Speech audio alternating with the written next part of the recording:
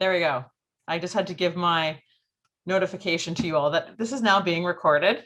So here we are today at the 2021 Safety Seminar for our Tandem instructors. I'm going to be pleased to introduce Erika Dufort-Lefrancois. Erika made her start as a skydiver at a small Cessna DZ in 2005 on Vancouver Island in British Columbia, Canada. She went on to become a tandem instructor in 2008 and attended the UPT Sigma Vector Tandem Examiner course with Jay Stokes in 2010. Erika has since produced countless tandem instructors worldwide. When Erika is not doing or teaching tandems, her preferred discipline is canopy piloting. As a new mom, Erika feels that her time as a competitive canopy pilot is likely behind her. However, she is still very passionate about canopy flight and sharing the importance of good canopy skills to students, experienced jumpers, and tandem instructors alike. She is committed to teaching and empowering skydivers to take charge of safety in this sport. So without further delay, Erika, the stage is yours. Thank you very much, Allison. Hi, everybody. Thank you. Can you hear me? Okay. Thank you, everybody, for joining near and far. Great to see some familiar faces, as well as so many people joining from all over the world. So to just give you a bit of a scope of my intention for this presentation today. I would like to keep it as brief as possible. I know there are a lot of different time zones involved in today's presentation of this material. And so I'd like people that are either needing to leave for work or people that need to go to sleep for work tomorrow to be able to get as much out of this in a shortest period of time as possible. So my aim is to have about 90 minutes maximum of more of a presentation. I'd love to open it up to some discussion, which we'll try doing at the end of each logical section, time dependent. So if it's getting a bit out of hand, again, I really want people to get everything that they can out of that 90-minute timeline. And based on that, we'll see how much discussion we can involve. Allison is going to mute everybody now so that you'll really only be able to hear me. That sort of brings me into the next pieces of housekeeping for the presentation. If you have a piece that you want covered in a bit more depth, if you have a probing question to ask, then you can ask it in the forum to everyone. Nick Byers, who is on here and has already been kind of in the chat. He's shared a PDF of the presentation. He's available for you to ask questions to directly. I'm not monitoring the chat in any way because I'm too busy talking. And so if you have any questions, please direct them to Nick Byers. So he's going to just give a shout out right now. He's going to just write a note to indicate that you can send messages to him, and he'll direct them to me if they need to be addressed immediately. And if not, we can either do them at the end of the section. And if there are some questions that we just don't have enough time to get to in today's presentation, then we would potentially, make a document with some written answers that we can share after this presentation. So today's presentation is going to be a concise review of emergency procedures. These emergency procedures come directly from the Sigma Tandem Manual, which can be found at the UPT website. I highly encourage you to review it annually. If you can only review part of it, the emergency procedures section is only 10 pages long. It's about page 100 to 110. And while I'm going to cover the main points that need to be covered for emergency procedures, I can't do it all in an hour and a half. The other piece that'll be lacking is whether you actually really knew the answer to the emergency procedure versus hearing it from my voice and going, yeah, that makes sense. Hearing it and agreeing versus actually knowing the answer are very different things. So I would encourage you, after we've done this, you can use the document that is being shared. It's going to be shared on the Sigma Tandem resource page on Facebook as well, so that you can download that. You can keep it. It's a good resource to be able to cover a majority of the emergency procedures without having to look at them in the manual itself with the written explanations. I also just want to say that while there are sometimes disagreements on how emergencies should be dealt with. We're not really going to be discussing them in tonight's forum. We're going to talk about the why and potentially the how certain emergency procedures are dealt with, but this isn't going to be the forum for discussion around changes to the way that emergency procedures are done. I'm just going to be going over how they are meant to be conducted based on the manufacturer that I'm rated with, which is Vector Sigma with Vector.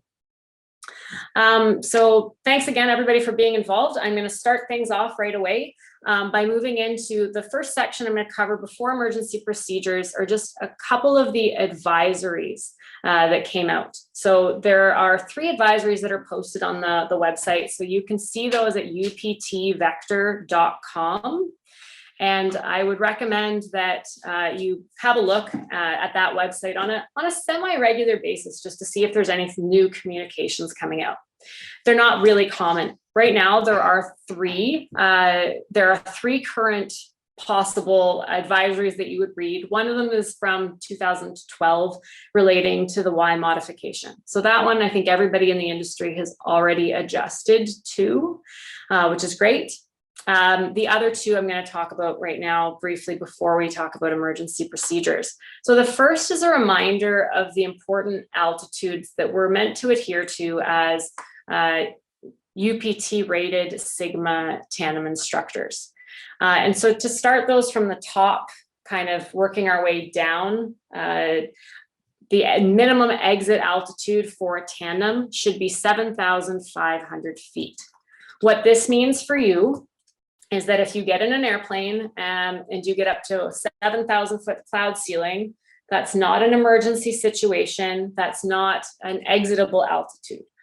You are to descend with the aircraft and try again, just the same as you would if you climbed and only got to 3,000 feet of cloud ceiling. So 7,500 feet is our minimum exit altitude as tandem instructors. And we should be adhering to that as the sort of high, one of the altitudes that's listed. The next important altitude to note is 4,000 feet, and that's the minimum open canopy altitude. So they specify the altitude by which you need to have a fully inflated main parachute rather than listing what altitude you need to execute deployment or release the drogue. And that's because there is a lot of variation in packing styles and equipment that can be used. If you don't know the equipment at a drop zone, then aim a bit high. At this point, the rule's been around for a while and people are adjusting and pulling higher, usually between 5,000 and 6,000 feet to have a fully open parachute by 4,000 feet. And then our next and last listed altitude that's designated by the manufacturer is your decision altitude, also known as a hard deck. And that's 3,000 feet. So what that altitude means to you as a skydiver is, to me, quite empowering. I love to think of the decision altitude of the hard deck in a tandem scenario as me not having to make a decision because the manufacturer has made it for me. At 3,000 feet, I need to have a parachute over my head that I deem safe to land. If I don't need to make any further decisions other than how do I get a parachute over my head that I know I can land.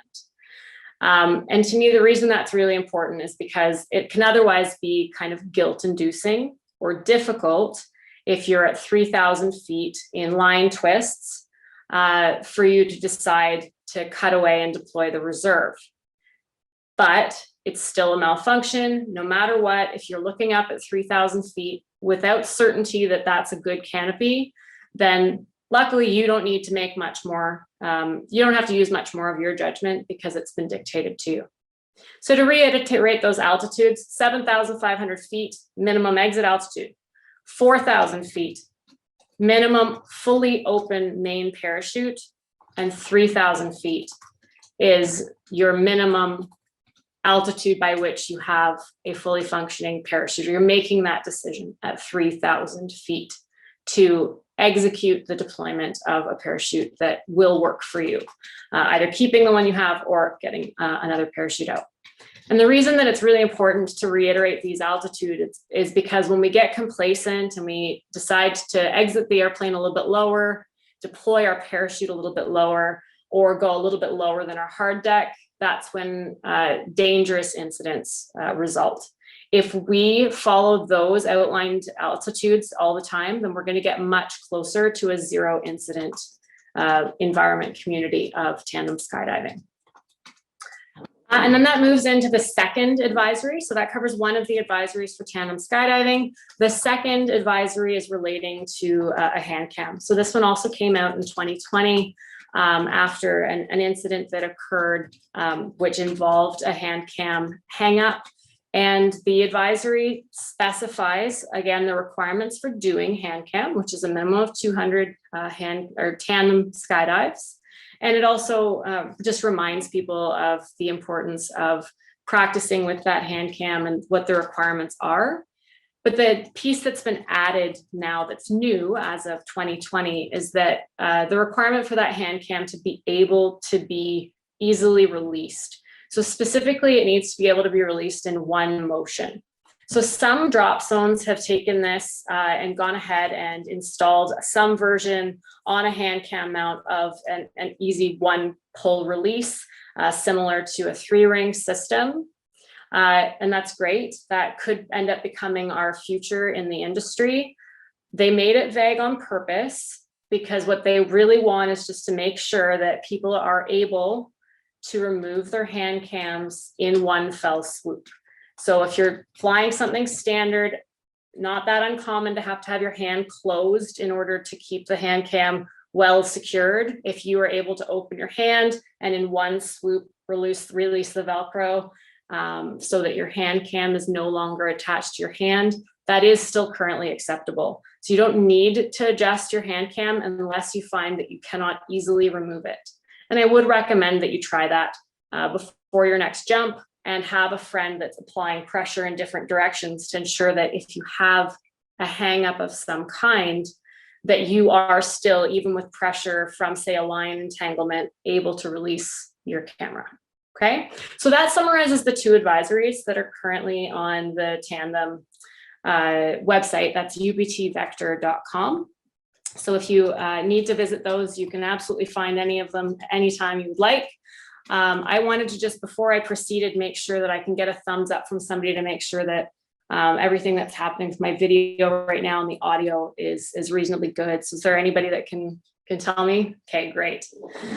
All right, so we're going to move into the actual emergency procedures. So if you want to care to have like a desktop, I know many of you are on like a phone type device or an iPad, then it's not going to be as simple, but I did share a document so that you can follow along with me as I go through these. What I've done is I've broken up the emergency procedures logically so that they're in chronological order from the time that you would start your skydive getting in the airplane all the way down to the landing. So it doesn't necessarily follow the exact same way that they're outlined in the Sigma manual. However, anything that we're talking about today, I'll specify. There's just a couple that you won't find in the Tandem manual. Everything else can be found. Since I do have a pretty wide audience of people that are here, I want to tell people that if you are listening to this material and you're finding that a lot of it sounds kind of new, that you're a bit surprised by any of the answers, then please feel free to reach out to either to myself, to somebody else that you feel is a knowledgeable coach, and do more practice, because this is really just going to be the tip of the iceberg. If, on the other hand, we're going through this and you know all these answers in advance and most of everything we're talking about sounds very redundant, yep, you've heard it, then congratulations and thank you. You're one of the Tandem instructors that is ensuring the safety of our sport by keeping up to date on your emergency procedures, which is really important and very close to my heart. So either way, it's a pretty wide audience here, so I'm going to be trying to keep it concise, accurate, and cover as much as I can in about the next hour roughly. All right. So to begin, before we get in the aircraft, I just want to remind everybody that we're going to make sure that we do an equipment check. We want to do a full equipment check every time we jump a parachute, even if we've jumped it multiple times that same day, because wear and tear on the equipment and packing are things that need to be verified on every single jump. And we want to make sure that we're not getting complacent with that one. Once you've done a thorough gear check, assuming your passenger is all fully trained and properly harnessed, those pieces aren't things that we have time to discuss in tonight's forum. So just moving into a proper handles check. So just making sure, if you've been a long time since your last season, some of you may have made some skydives today with tandem passengers. Others might be a few months since we're winter here in Canada, just coming out of it. So just doing a proper handles check. So making sure that you're checking your drogue, then your primary, which should be on your left-hand side, secondary on the right-hand side, your cutaway, okay, your reserve, and your RSL, okay? And doing that with equipment on, all right? It's still good practice to do and understand and know where those handles are going to be, even when you're not wearing equipment, but especially since the equipment we're wearing isn't specific to our bodies and tailored, we also wanna make sure that we're doing those handles checks with the equipment on, especially at the beginning of our seasons. So moving into the aircraft. So this next section, I will be surprisingly vague about, and I'll kind of get into that. At the end of this section, I'll try to open it up, and either Allison or Nick can sort of help to moderate a little bit of discussion if anybody has some questions or extra commentary. So the first one to cover, a fairly stereotypical progression for our emergency procedures, an aircraft emergency below 1,500 feet. So for any of the aircraft emergencies, our pilot in command, person that is flying the aircraft, is the person that we are listening to. So whatever their response is, we're to listen to them. So hopefully in most scenarios below 1,500 feet, there's a safe landing place and the pilot will potentially have you just stay with the aircraft and do what he needs to do, have you move if necessary in order to execute a safe landing of the aircraft. In this scenario where we're landing with the airplane, it's really important for you to be separate from your tandem passenger. So if you have gotten into the aircraft and automatically connected the lower connection points, then you're going to make sure to disconnect those so that the passenger and you are able to operate independently in the event where you have to exit the aircraft quickly on landing, or if one of you becomes incapacitated. So making sure you're independent of your passenger, and then making sure that you independently have your own seat belts. So you don't want to be sharing a seatbelt with anybody else for that same reason, for independent ability to navigate in the airplane. If you have helmets, then put them on. If your passenger has a soft shelled helmet, having them put it on is also a great extra precaution. And so that's if you're landing in the airplane below 1,500 feet. Under a sort of more catastrophic scenario, if for some reason you end up having to get out of the aircraft below 1,500 feet because the pilot doesn't feel that, he feels that your chances of survival are better while exiting the aircraft at that speed, this is where I'm going to be vague, because I think you need to have a discussion that's specific to your drop zone under your circumstances. Trying to discuss how this will look for a twin otter that has 50% sport jumpers and 50% tandem instructors is going to look very different than it does from a Cessna 182 with 2 tandems. And so that's why I hesitate to talk too much in specifics. I will say that the bottom line is to get as many connection points done up as you safely can and exit the aircraft on your reserve. So what this will typically look like, hopefully, if you aren't doing it already, you should try to always, when you're hooking up your passengers in everyday normal occurrence, hook up the top left connector before you hook up the top right. If you're doing them both at the same time, great. But if you're only going to do one at a time,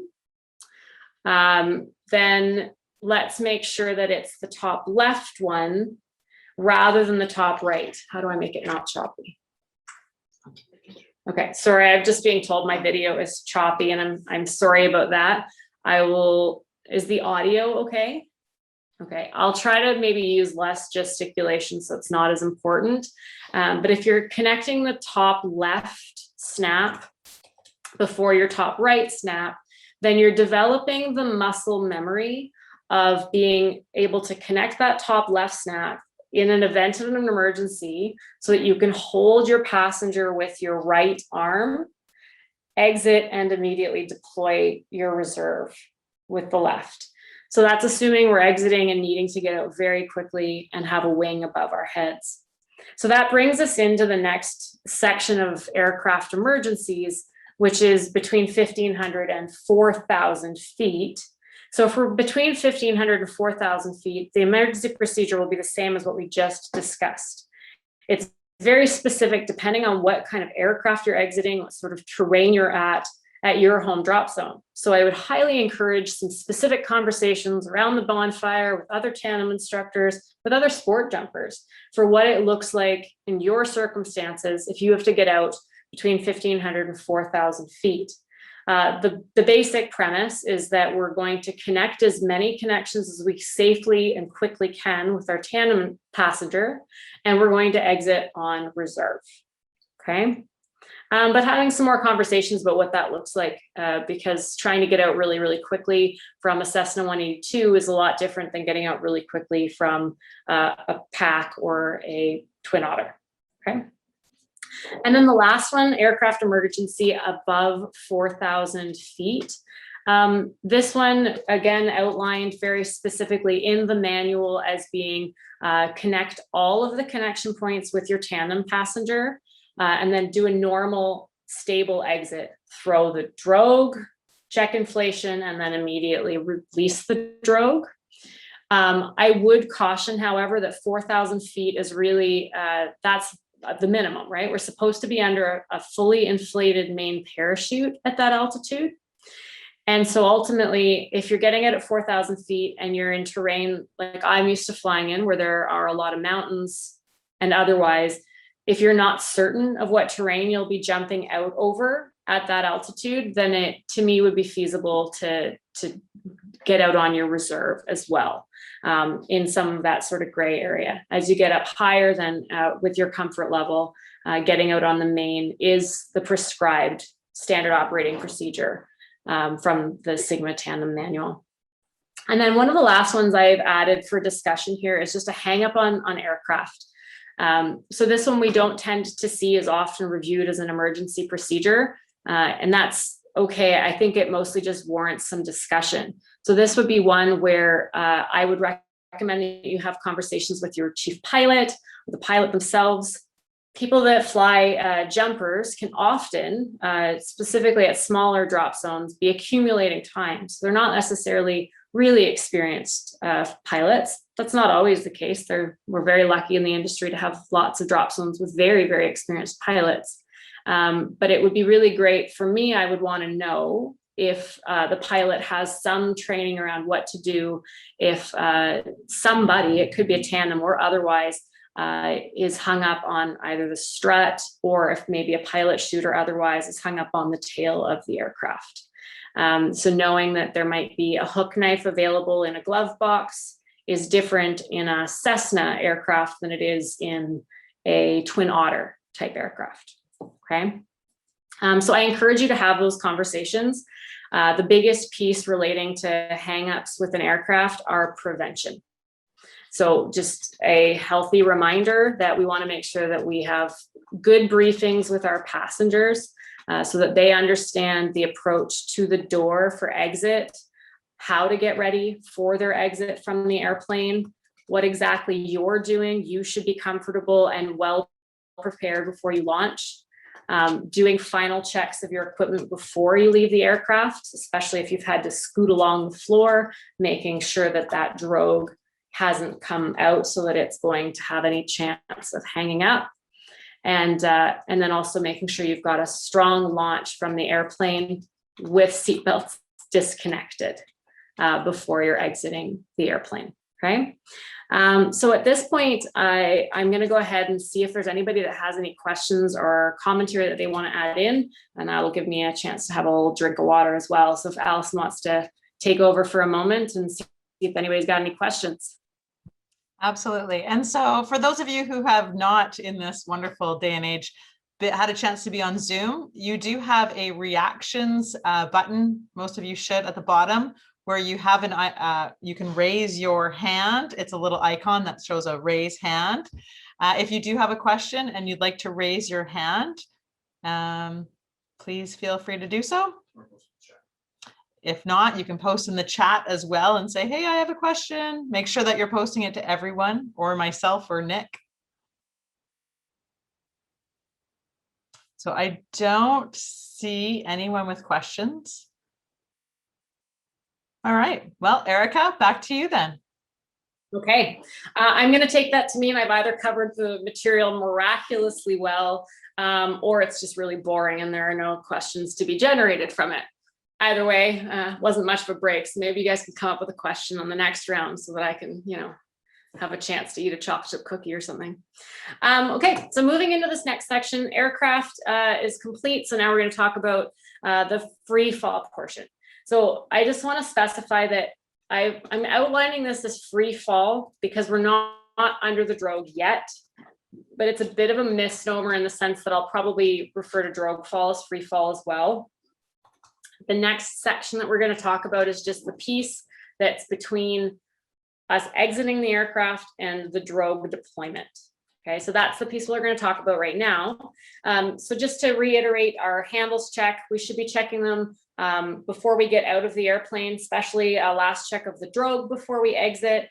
And then as we exit the airplane, hopefully nice and strong into the relative wind, throwing that drogue at full arm extension, and then looking over our shoulder to make sure it's inflated before then doing a complete handles check, primary, secondary, cutaway, reserve, RSL.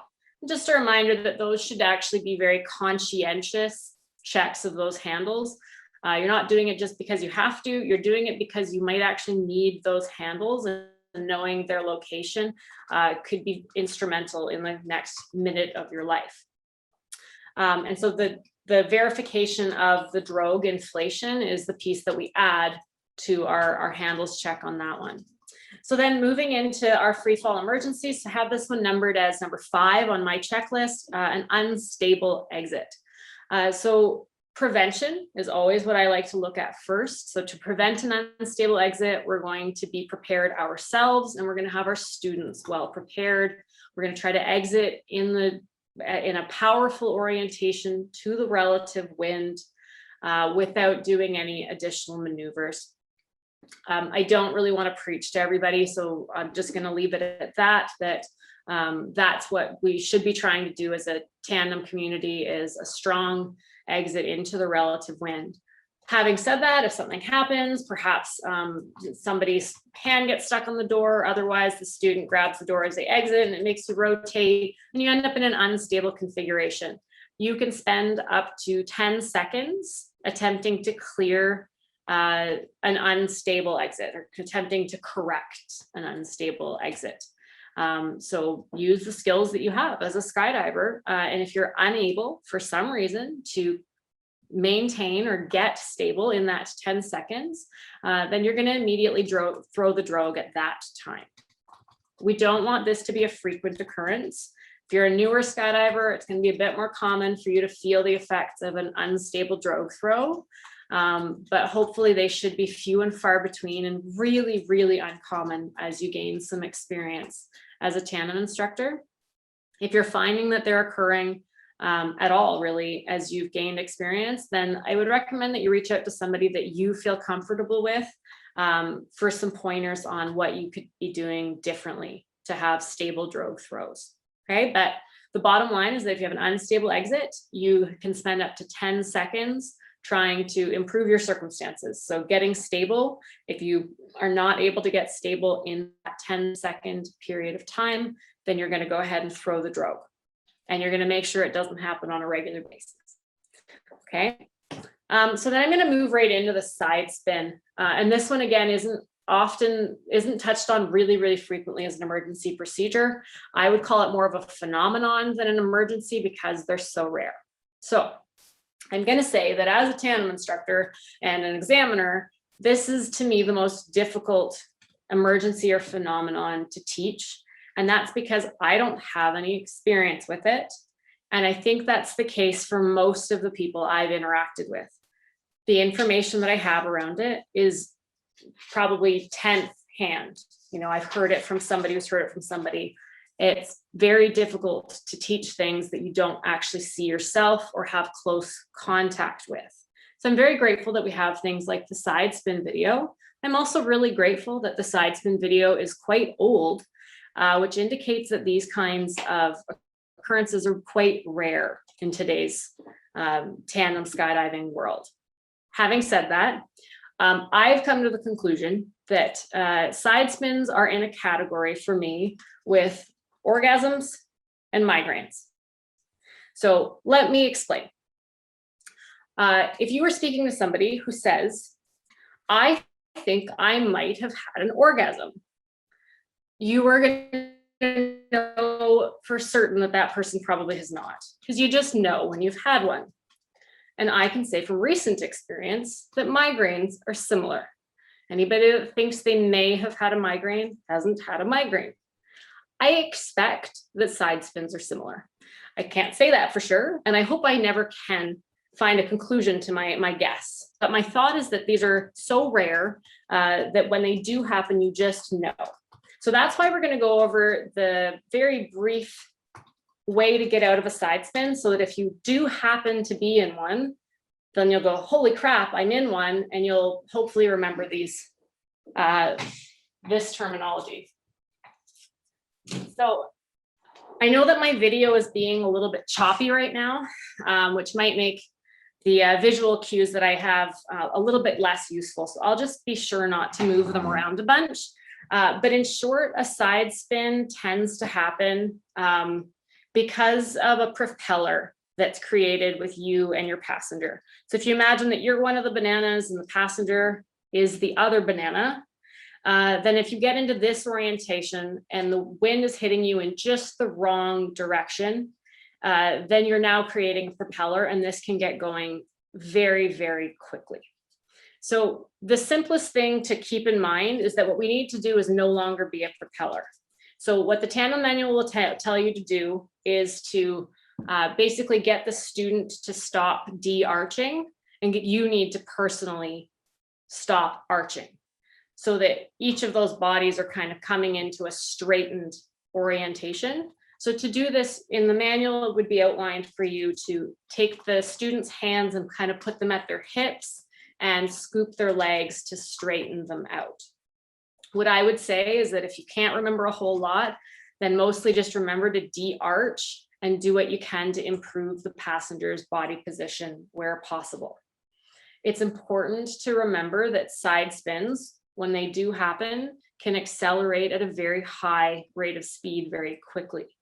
And so if you find that you're not able to slow the acceleration within just a couple of seconds, then you're going to want to make a decision between either throwing the drogue or deploying the reserve, depending on which rotation you're in, what side is up.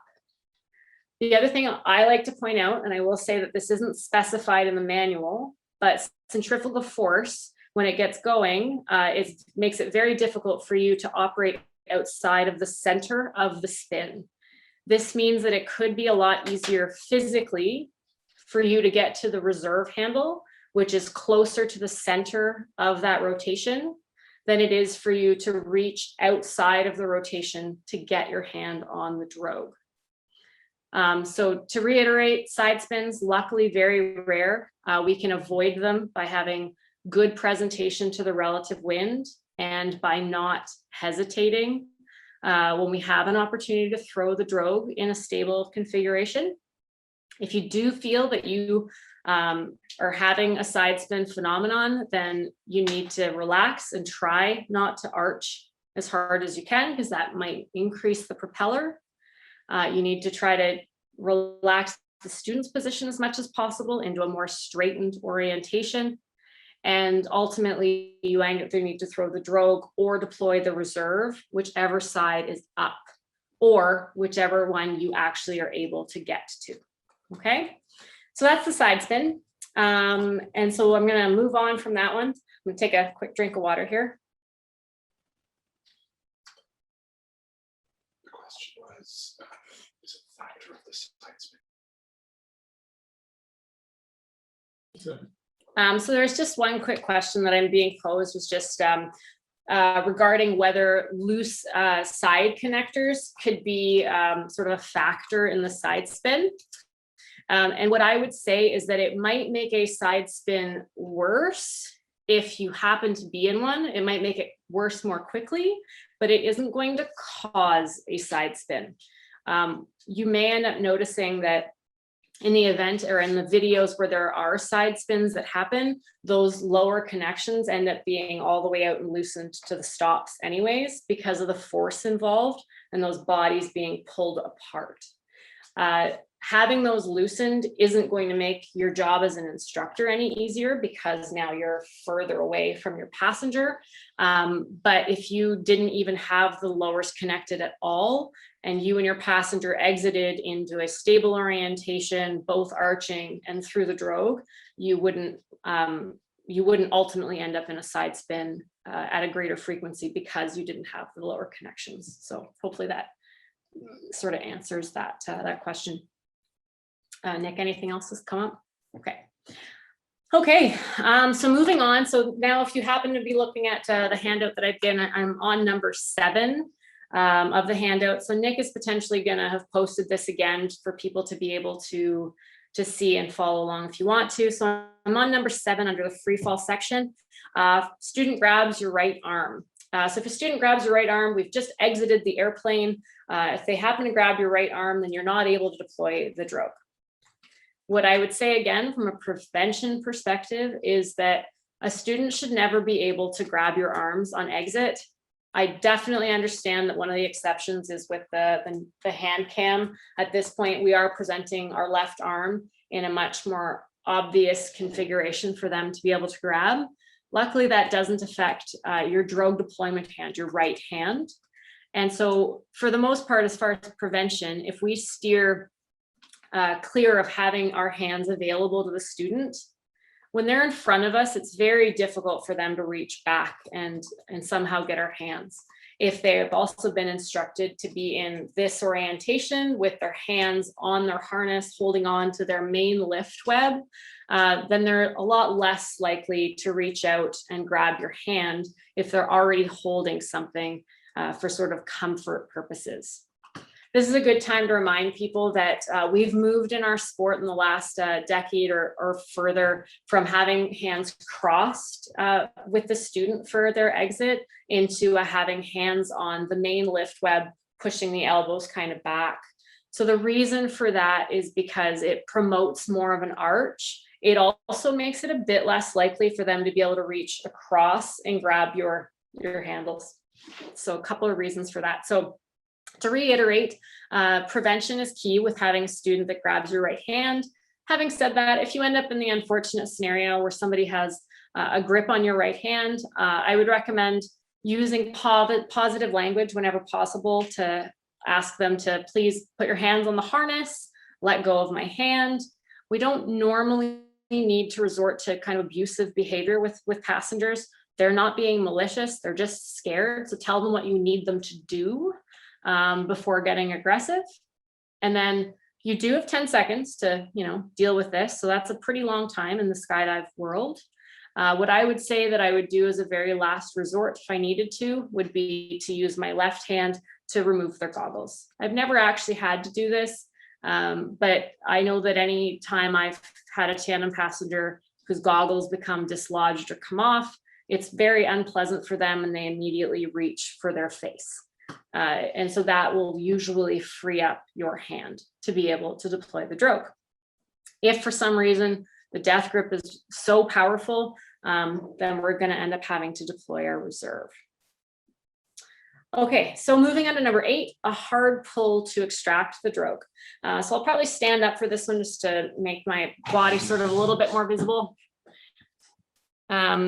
If we need to deal with a hard pull to extract the drogue, what you want to keep in mind is that normally we instruct everybody to pull their pilot chutes or their drogues with their thumb down. The reason for that is because when we throw in this orientation, it's less likely to cause an entanglement with our arm. If we're not able to get the drogue out though, we're going to forego that small convenience and we're going to put our elbow into the side of the rig. We're going to reach back so we have a bit of a mechanical advantage, and then we're going to try pulling out. So the only downside to this is it does present your thumb in an upright position and might be more likely to have an entanglement, but it does give you the added benefit of being able to have a little bit of extra mechanical advantage with the pull of that drogue. So with either of these scenarios, with having the student grabbing your right hand or a hard pull to extract the drogue, if we find ourselves in a position where we simply cannot extract the drogue, so that's the next emergency procedure, can't deploy the drogue, then we're going to need to go directly to our reserve parachute. So we would generally spend a maximum of 10 seconds trying to resolve something before we pull either deploy our drogue if necessary in an unstable configuration, or deploy the reserve. Now that is kind of the maximum. If you find yourself in a situation where you've tried a couple of times really hard to get the drogue out, you don't need to wait 10 seconds to execute your emergency procedure of deploying the reserve, okay? Okay, moving on to number 10, having a drogue bridle or a drogue canopy entangled with you. So the prevention for this, where we see it most commonly, where I've seen it most commonly, are with slightly newer instructors. They get a bit timid about throwing the drogue parachute. They think they're stable. They start executing the deployment of the drogue, and then they find themselves rotating slightly. They pause the deployment of their drogue, which ends up meaning they kind of just pull the drogue out rather than throwing the drogue. That's the most likely cause of a bridle or a drogue parachute entanglement with you or your passenger.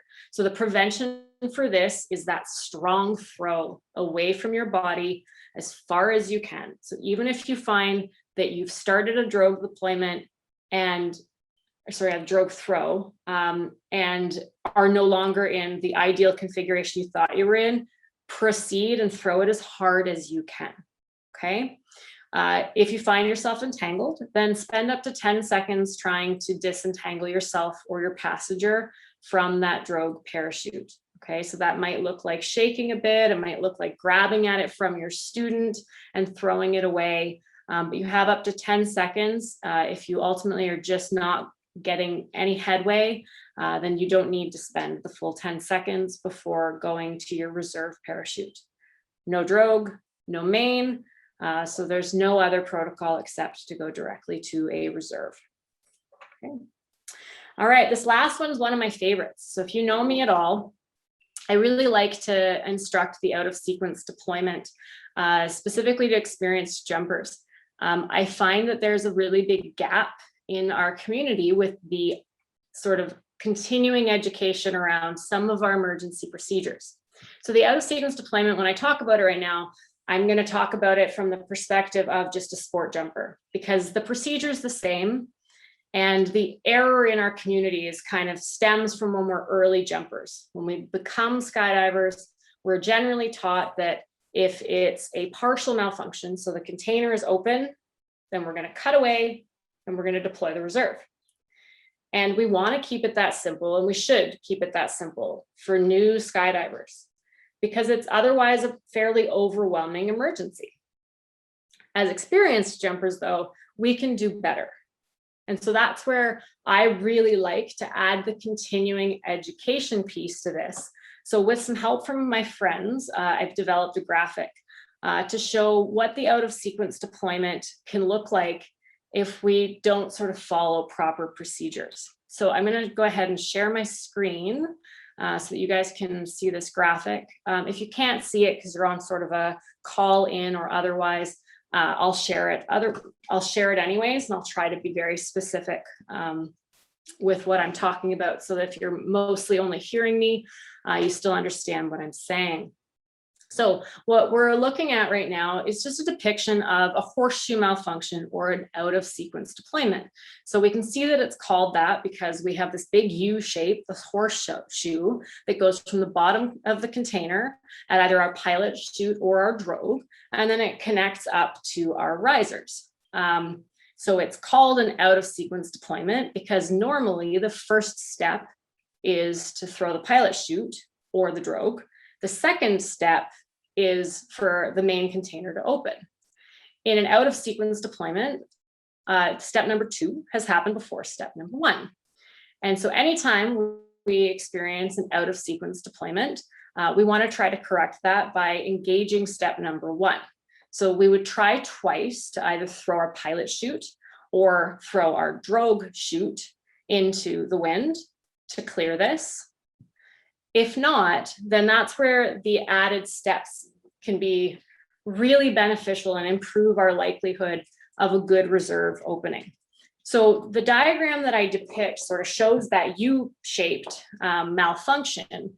And what happens if we cut away is that there's not really a lot of force acting on our risers. So when we cut away, what we want is for our risers to go away, usually with a main parachute. But in this scenario, most of the time, there's not enough drag to pull away the risers. Most of the tension is actually at the bottom end, closer to where your pilot chute bridle is, because the lines allow it to kind of be very fluid near your risers. So if you cut away and then just deploy a reserve, your risers will probably still stay seated. Your riser covers will probably still just be closed. That's why it's important for us to be able to clear the risers so that we move them. If you're looking at the diagram, then you kind of see that by disconnecting the RSL, cutting away and clearing our risers, we can now make space for our reserve. So to talk about this all in one fell swoop, if we end up sequence. So we're going to try twice to throw the pilot chute if we're a sport jumper, or throw the drogue if we're a tandem instructor. In either scenario, your handle can sometimes have relocated because of the distortion in the main container from the bag being out of it. So if you're not able to locate the handle, you've tried twice, then you're going to move on to disconnecting the RSL, if you have one, cutting away, clearing the risers. So this means physically putting your hands on the risers, pulling away the risers, basically throwing them before deploying a reserve. So like I said, I love teaching this malfunction because I feel that most people don't know it intuitively. And I want you to know it just as well as you know your other emergency procedures. I also love that this is the end of this section. So it's a really great time to open up the floor to some questions. I'm going to go ahead and leave this up while we have some question answer if there are any, specifically around this graphic or anything else that we've talked about so far.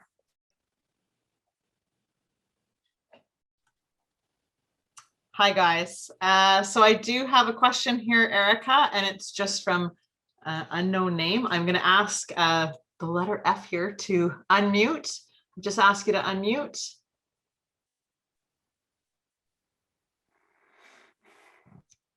Go ahead with your question. Hi, hello. Is that for me? It is. Yes, it is. Okay, thank you very much. Good evening for everyone. I just wanted to ask if the RSL is mandatory for everyone, because I have seen that it complicates us in high-speed malfunctions, like this one, for example. Like in 4 or 5 high-speed malfunctions, it adds one difficult step, that it is to find that yellow tiny tape, and disconnect it previously to cut away and clear the risers and open our reserve. So I was wondering, first of all, if it's mandatory to use it, or if at the discretion of the tandem master, and if we are approved to change it for the crystal ball that is easier to find. Thank you. Okay, great. So just to summarize your question, and please feel free to send a message, like clarification back to Allison or otherwise to Nick if I don't get the full breadth of it. But basically you're asking if the RSL is mandatory, and then you referred to the crystal ball, which they used to use on the sort of the vector systems some time ago. So the first part of the question is the RSL mandatory? And yes, it is. If I made it in any way sound like it wasn't, it's because I'm also kind of speaking to experienced jumpers. In the tandem world, yes, absolutely 100%. The RSL is necessary. There is no option to sort of remove it. And it's one of the reasons why it's really important to do our handles checks regularly, including one when we're in drogue fall, to double check that we can find the location of that yellow tab. Now, the second part of this question, we might have to reach out to Tom or otherwise. The crystal balls were discontinued, namely because of a couple of reasons, but they were causing some injuries, because they were getting trapped under the risers, and they would end up hurting quite a bit with your collarbone. I can speak to that. But they also, because of the sort of the shape of them, they could actually sort of get lodged in the RSL itself, or not in the RSL, sorry, the three ring itself. So whether you're still able to get that crystal ball or not, I think the answer is no. But I am quite happy to make sure to come back to you with a more specific answer on that. If there's anybody in the chat that just knows the answer to this, then please feel free. I know what I know, and I also know what I don't know. So hopefully that kind of answers your question. The piece that I will say relating to sort of the downsides with having an RSL, or its difficulty with the disconnection of it. When the UPT outlines its standard operating procedures, they're very fact-based, they're statistics oriented, they're after gathering a lot of data. And so what we tend to see ourselves are individual experiences, right? We each have our own perceptions that are based on these experiences, but UPT isn't only looking at one or two people's experiences, they're looking at global experiences, a summary of a lot of data when they come up with these standard operating procedures. Because ultimately they just want the sport to be as safe as possible with the least amount of liability as possible. And so if they say that the RSL is mandatory and it needs to be used at all times, that's because it is an improved safety measure, not just to a couple of people, but overall, globally, the statistics represent that it's a safe measure to have. So hopefully that kind of helps a little bit. Allison, do we have anybody else? Any other questions? I don't see any other hands up. There was at one point, but then it went down. So I'm assuming that there was. This question was specifically about the out of sequence deployment. Okay, Gord has a question. I got to find him and ask him to unmute. Sorry. Gord, where are you? This could be fun. I don't have a full screen, so bear with me. We've got quite a few of you on here. Sorry, Erika. So if I understood that last question, I don't think he was asking about whether or not RSLs are mandatory or not. I think he was asking about during your out of sequence deployment, your horseshoe malfunction picture that's up on the screen right now is disconnecting the RSL a mandatory part of that emergency procedure. Thank you.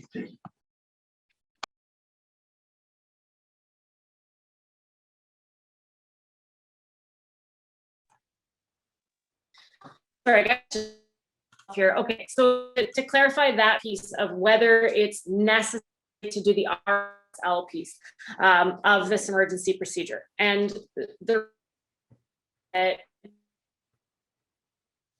your own and your past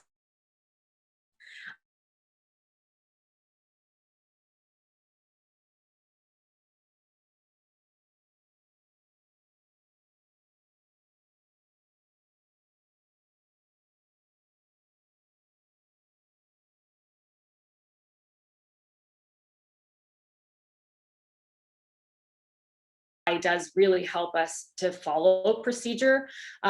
In almost 100% of the scenarios where only a cutaway happened, the reserve pilot chute, when it came out, would always bounce off of the main risers first, have this kind of trajectory, and then inflate. It still usually cleared. It still usually had a positive outcome, but it was a delayed positive outcome. And then in one of the scenarios, it did result in that person would have died because there was simply the reserve wasn't able to safely open. Whereas on all of the scenarios where the procedure was followed that's outlined here, where you disconnect your RSL, cut away, clear the risers, and then deploy the reserve, the outcome was 100% good. So again, we as a community don't necessarily get to see that. UPT does. That's why I really trust them. I trust them with my life and my passenger's life. So do you have to? Well, you don't have to do anything. It's your life ultimately and your passengers. But I hope that with the information communicated this way, you can recognize that your best interests are typically they're typically going to be by following these procedures. So Gord, hopefully that answers the clarification as well as the original question.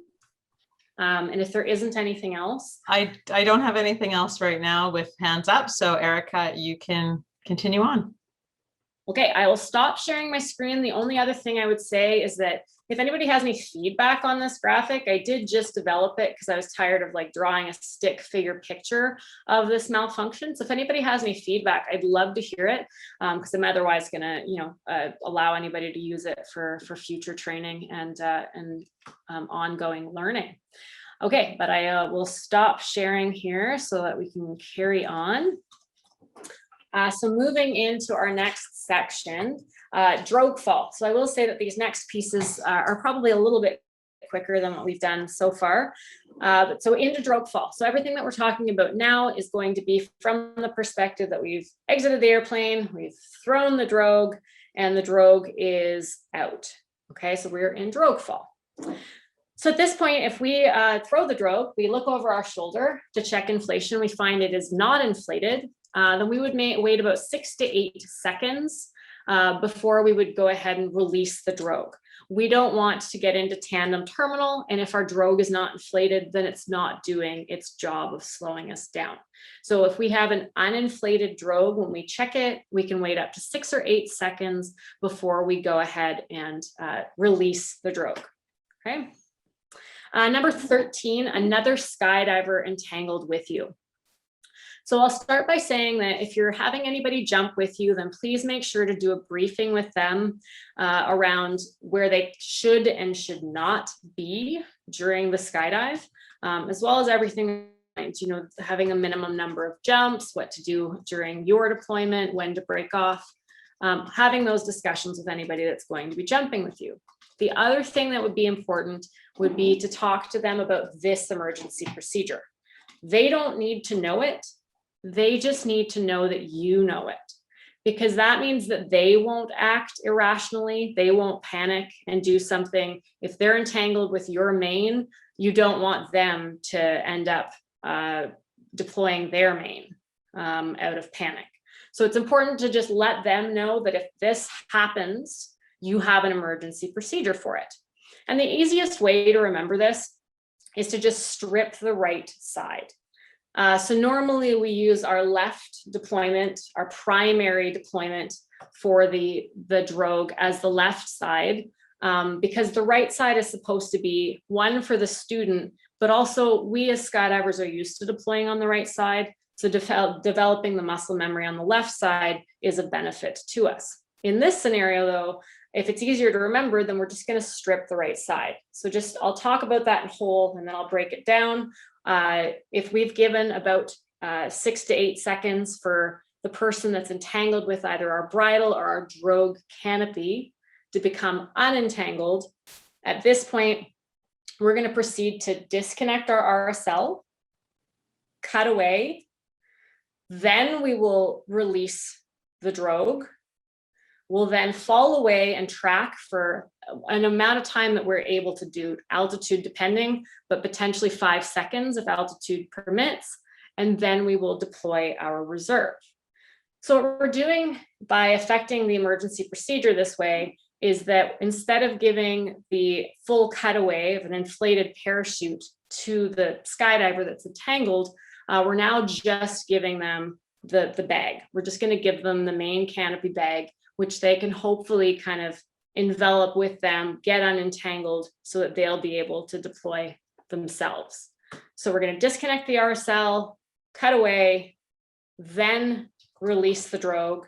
Then we'll move on to tracking away as able and deploying our reserve. Okay. So again, the easiest way to remember that is just strip the right side. Okay, so if you don't remember exactly the procedures for it or why, that's okay. Just remember to strip the right side, track, deploy your reserve. All right. Number 14, a student grabs one or both of your hands. So if a student grabs your hands during drogue fall, again, keeping in mind at this point, we do have a fully inflated drogue out. We need our hands in order to be able to release the drogue. So if they have one of your hands, then you should still be trying to have them let go of it so that you have it in the event of an emergency procedure. Otherwise, you can just go ahead. If that hand isn't free at deployment time, you can choose to deploy your drogue with either of the release handles, either the primary or the secondary. If a student happens to have both of your hands, then you're going to try a bit more aggressively at this point to have them release your hands.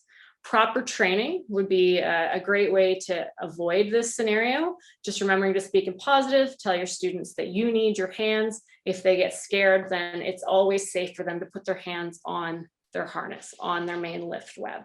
Okay, but if we find ourselves in a scenario where a student has grabbed both of our hands, we're not able to end up releasing either of the main primary or our secondary drogue releases, then we're going to, at this point, we're going to end up having to use emergency. Basically, you need to have a hand because otherwise you're now relying quite heavily on a backup system, i.e. a Cypress AAD of some kind to deploy for you. So you need to get at least a hand free if a student has it. In my experience, it's pretty rare for this to happen. So hopefully that's the case. I'd love to hear from you if you've had a different experience. So if we end up pulling one of the drogue releases, this is number 15 on our list. If we end up pulling one of the drogue releases and nothing happens, then we would go to our other drogue release. So in most scenarios these days, a lot of people are flying hand cams, which means that they're now using the secondary release. That means if your secondary release on the right-hand side doesn't work, you're going to go to the left-hand side, and then you're going to try them both at the same time. If it means sacrificing your hand cam video, then you're going to do that in order to make sure that you try everything that you can to have the drogue actually release. In the event that that doesn't happen, then that ends up resulting in what we call an inflated drogue in tow. An inflated drogue in tow is synonymous with basically a pilot chute in tow. So we now have a drogue or a pilot chute that's out, but a main container that's closed. So we would call this a total malfunction, which would mean we wouldn't bother with the cutaway. We would just go straight to a reserve deployment. So if you have a pilot chute or a drogue in tow, the container is closed, we're just going to go straight to a reserve deployment. Okay. Now in the scenario where we have a collapsed drogue in tow, so the in tow part basically means it's not actually doing its function of pulling out the main parachute, but the collapsed piece would indicate that the container has opened. That's the only way that the drogue could possibly be collapsed. These are incredibly rare, but having said that, we now have a partial malfunction because we've now opened our container. So the container is open, which means that we could be more likely to have a main reserve entanglement. So in this scenario, we're going to follow a very similar process and procedure as we did for our out of sequence deployment. We're going to disconnect the RSL, we're going to cut away, we're going to clear our risers, and then we will deploy the reserve. So again, a very unlikely emergency. it's still really good to know these like the back of your hand if you happen upon them. Okay. Number 18 is a detached drogue.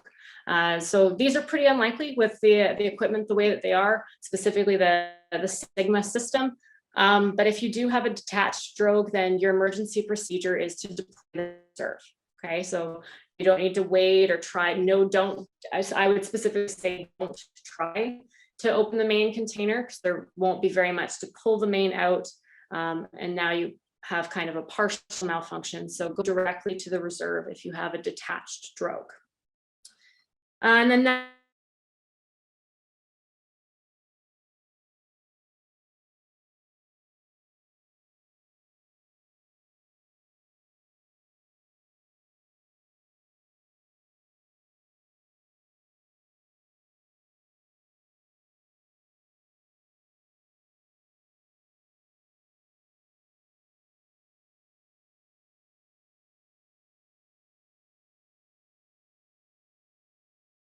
actually your response should be quite the contrary. If you've had anything similar to a hard opening, then you want to make sure to test the limits of that parachute during its controllability check, so that if you end up needing to turn really quickly for avoidance or otherwise, you know that that parachute is able to withstand everything that you need it to do. Okay. All right, so that's the end of the drogue fall section. I will say that the last couple sections that we have are a lot easier because most of them are similar for experienced jumpers. So if we have anybody that has any questions, I'm not too worried about our timeline at this point, because we're doing pretty well. So if you've got any questions, please let either Nick or Allison know, and we can address those before we move on to the next section. I am back here. So just a reminder, anyone that has a question, if you aren't typing it in the chat, there is a little icon under reaction where it says raise hand, and that alerts me to know you do have a question. And sorry, I'm going to start my video here.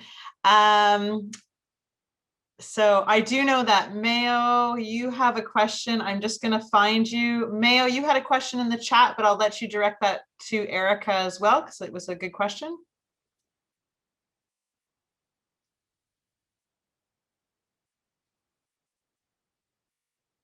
I don't know if he sees that I've asked him to unmute. Hello. Hello. There you go. I'll let you ask your question to Erika. Okay. Hello, everyone, and thank you, guys. I was asking about in the situation when the third person is entangled with our drug.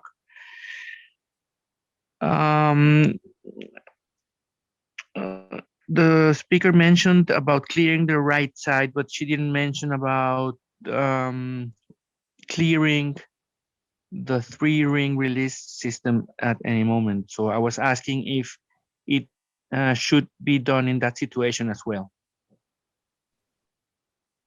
So great clarification, Mayo, and thanks for pointing it out. So I think one of the areas where I actually could use some improvement is that almost any time that we enact a cutaway, we should actually be doing a verification of the clearing of our risers. So it actually should become synonymous, and I'll admit that I am definitely, that's one of the areas where I need some work. So if you enact a cutaway, then ultimately, yes, you should always make sure that your risers are clear before you move on to anything else.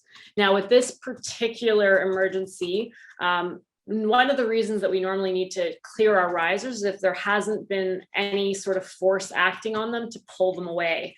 Now, if you have a skydiver that's currently in one way basically kind of connected to this, then it's probably going to result, ultimately going to result in those risers being cleared from you. And then also before you deploy the reserve, you're also planning on tracking or getting away from that person. So to simply answer your question, yes, you should also, at any time you're doing a cutaway, you should be making sure that there's a brief period where you're ensuring the release of those risers before you move on to reserve deployment. In this scenario, I would say that I guess I haven't specified it because I think that probably the skydiver will have pulled them away for you. But I guess I don't know for certain. So hopefully that's answered your question. Great. Alice, Erika, I have a question next from, I can't pronounce his name, but anyways, there you go. It's a very funny name in English. It's Facundo. It's a very typical name There you here go. in Argentina. And it's a very funny name in English. I was just going to So call you it's Mr. F. So we're good. Mr. F has Mr. a F. question for you. Mr. F. Sounds awesome, Mr. F.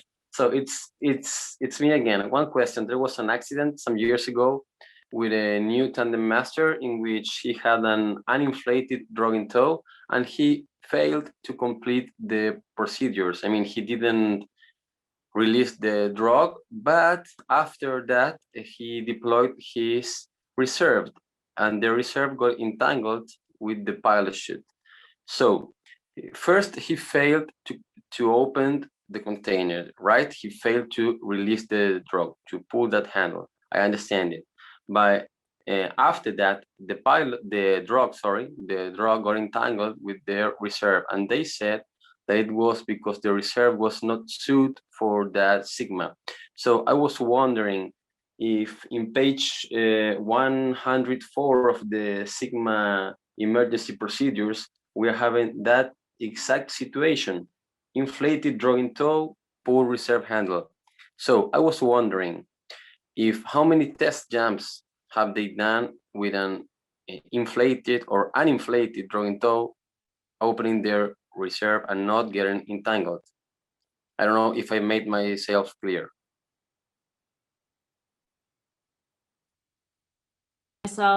Okay. Yes, very clear. Thanks, Facundo. It's a really great question.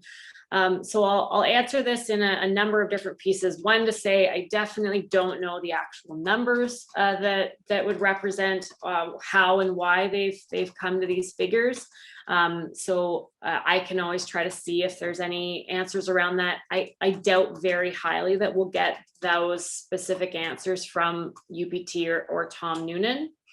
What I will say that I do know is that over the decades, they've definitely seen this go wrong. They've seen a lot of scenarios where they've had to adjust the length of the pilot, or not the pilot chute, but in our scenario of the drogue parachute, so that it didn't specifically hinder the slider of the reserve as it came down. And so unfortunately, we've had to learn from other people's mistakes, but a lot of R&D has surrounded making sure that the equipment that's used specifically in Sigma prevents those kinds of occurrences. And so when they say that the reserve wasn't sort of approved for this system, that's one of the reasons why. It's because if you get a mismatch in the length of the drogue with the reserve that's coming out, and where the slider would typically inflate and kind of come down to slow the opening of the reserve, then that's when you're more likely to have a double malfunction, or a scenario where you have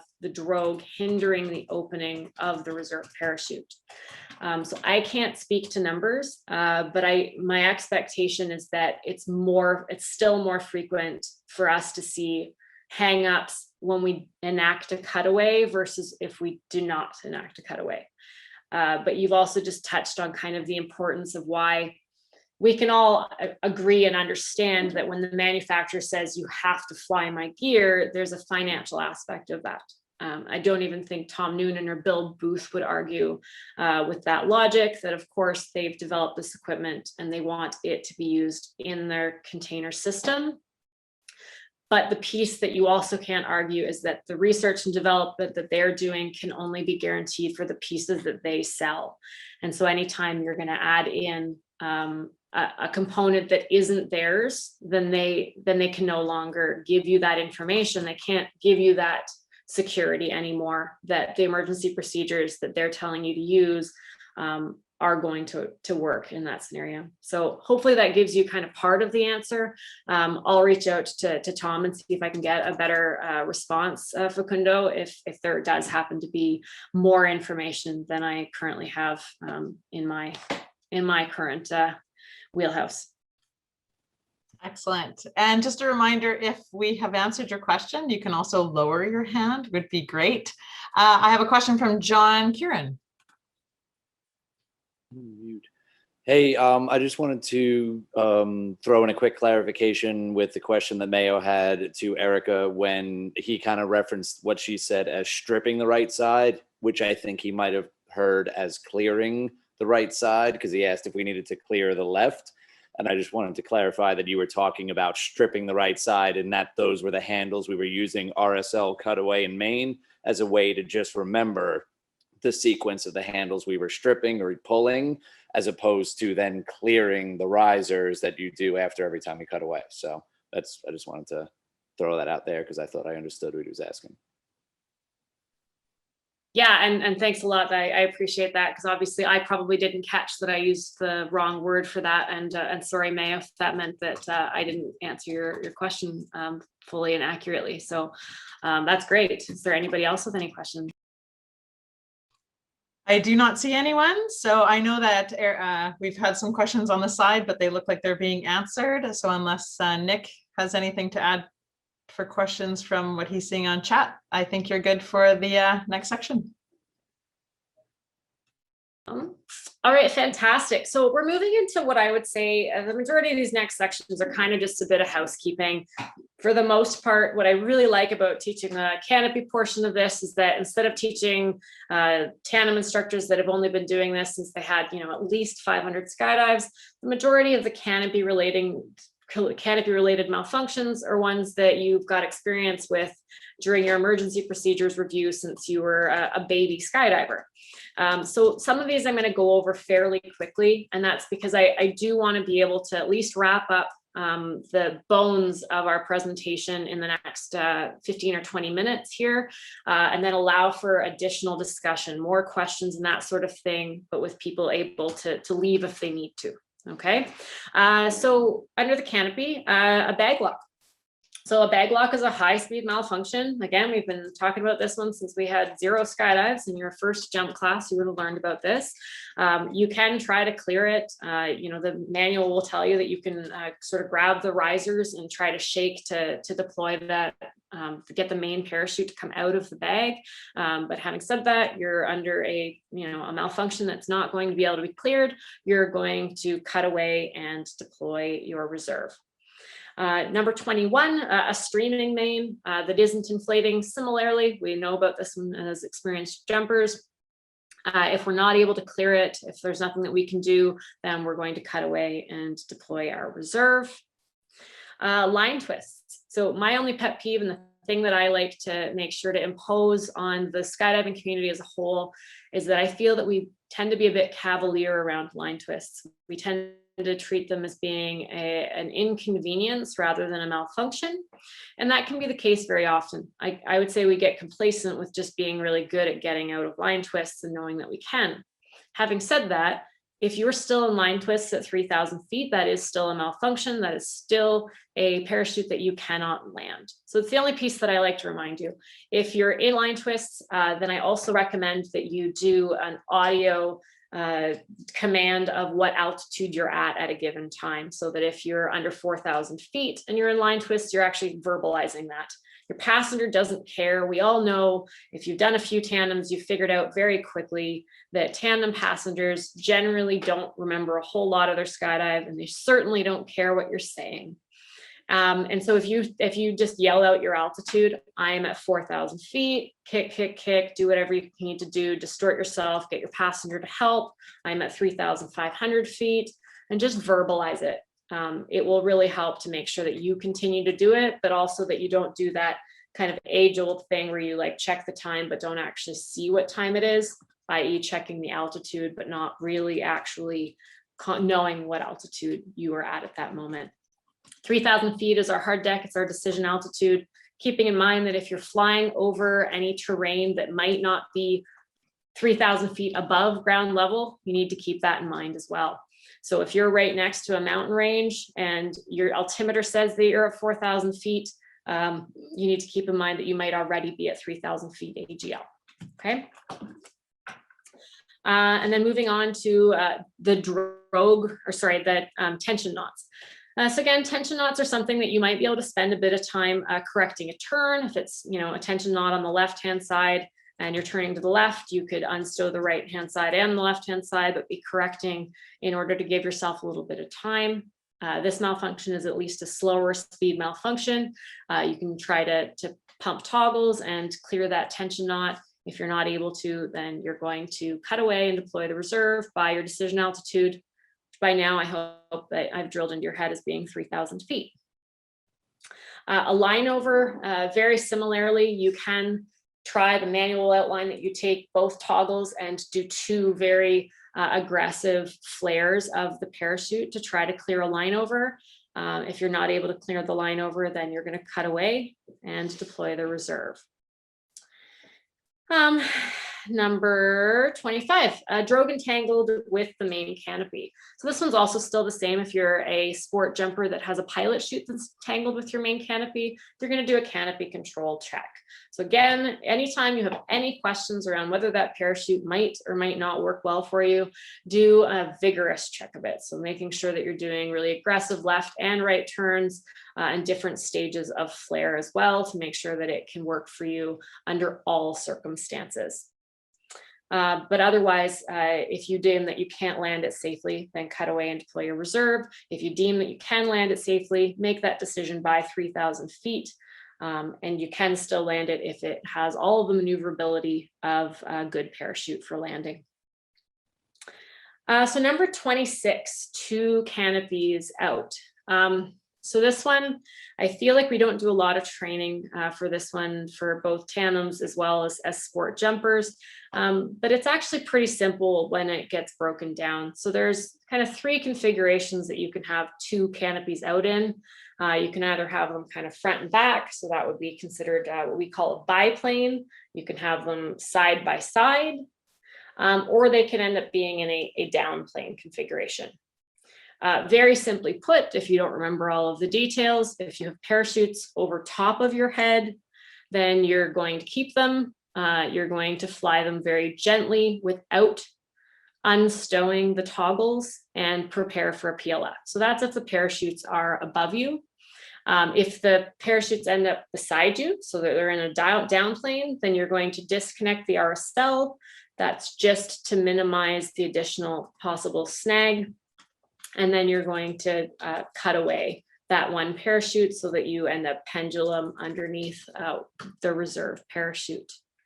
So to just be a bit more specific, so if you end up in a biplane orientation, typically you're going to end up flying the front parachute. You're going to do this with either the front or the rear risers. You're just going to make gentle turns and you're going to plan for a PLF landing. If you're under a side-by-side, similarly, what they would normally say with experienced jumpers is to fly the more like aggressive or dominant parachute. In a tandem type situation, both of your parachutes are very docile. So most likely you'll end up flying the main parachute with either your front or your rear risers.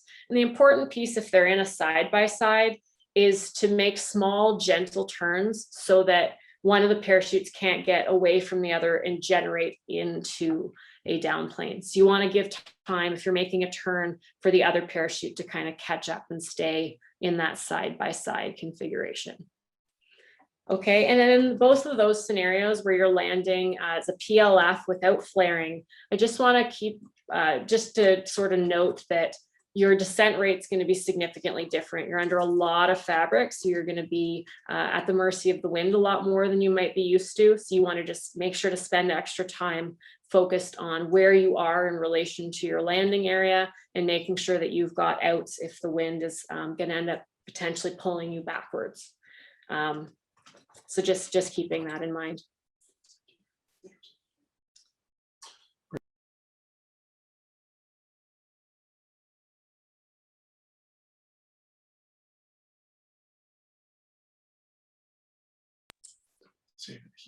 Okay. And then I've had a really great question, and I love when I get questions that I haven't really heard before or that make me think. And it's actually one of the sort of topics that I bring up anyways, is that if you have a reserve parachute, would you expect a lot of rocking back and forth, as they often do open in kind of a rock and roll type configuration because of the deep brake settings? in the scenario where you have 2 parachutes out. And I mean, I'm honestly going to answer that I don't know, because I don't want to give the wrong answer. So if you know anything about me, I will absolutely not give the wrong answer. I'd rather give no answer than the wrong answer and come back to you. My expectation is no, but I'm going to say that I'm going to come back to you on that one. And if anybody else has an answer or thinks that they want to chime in, then I think that would be a great one to otherwise discuss at some length here at the end of this section, or at the end of the conversation, because that's a really great question. Thanks for bringing it up.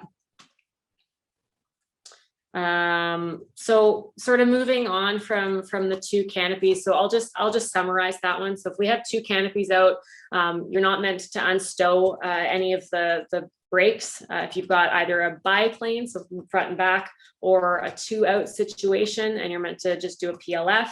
If they end up in a down plane configuration, then we're going to disconnect the RSL and cut away. And then we move on to the more specific. These ones end up being a bit more tandem oriented. If we end up with failures of our toggles, so either our primary or our secondary toggles. And I'm going to bring up an image for this one too, just to show, for those of you that are able to see my screen, I'm just going to share the image that's on the manual. No, that's not the right one. Sorry, guys. It's the wrong one here. Sorry about that.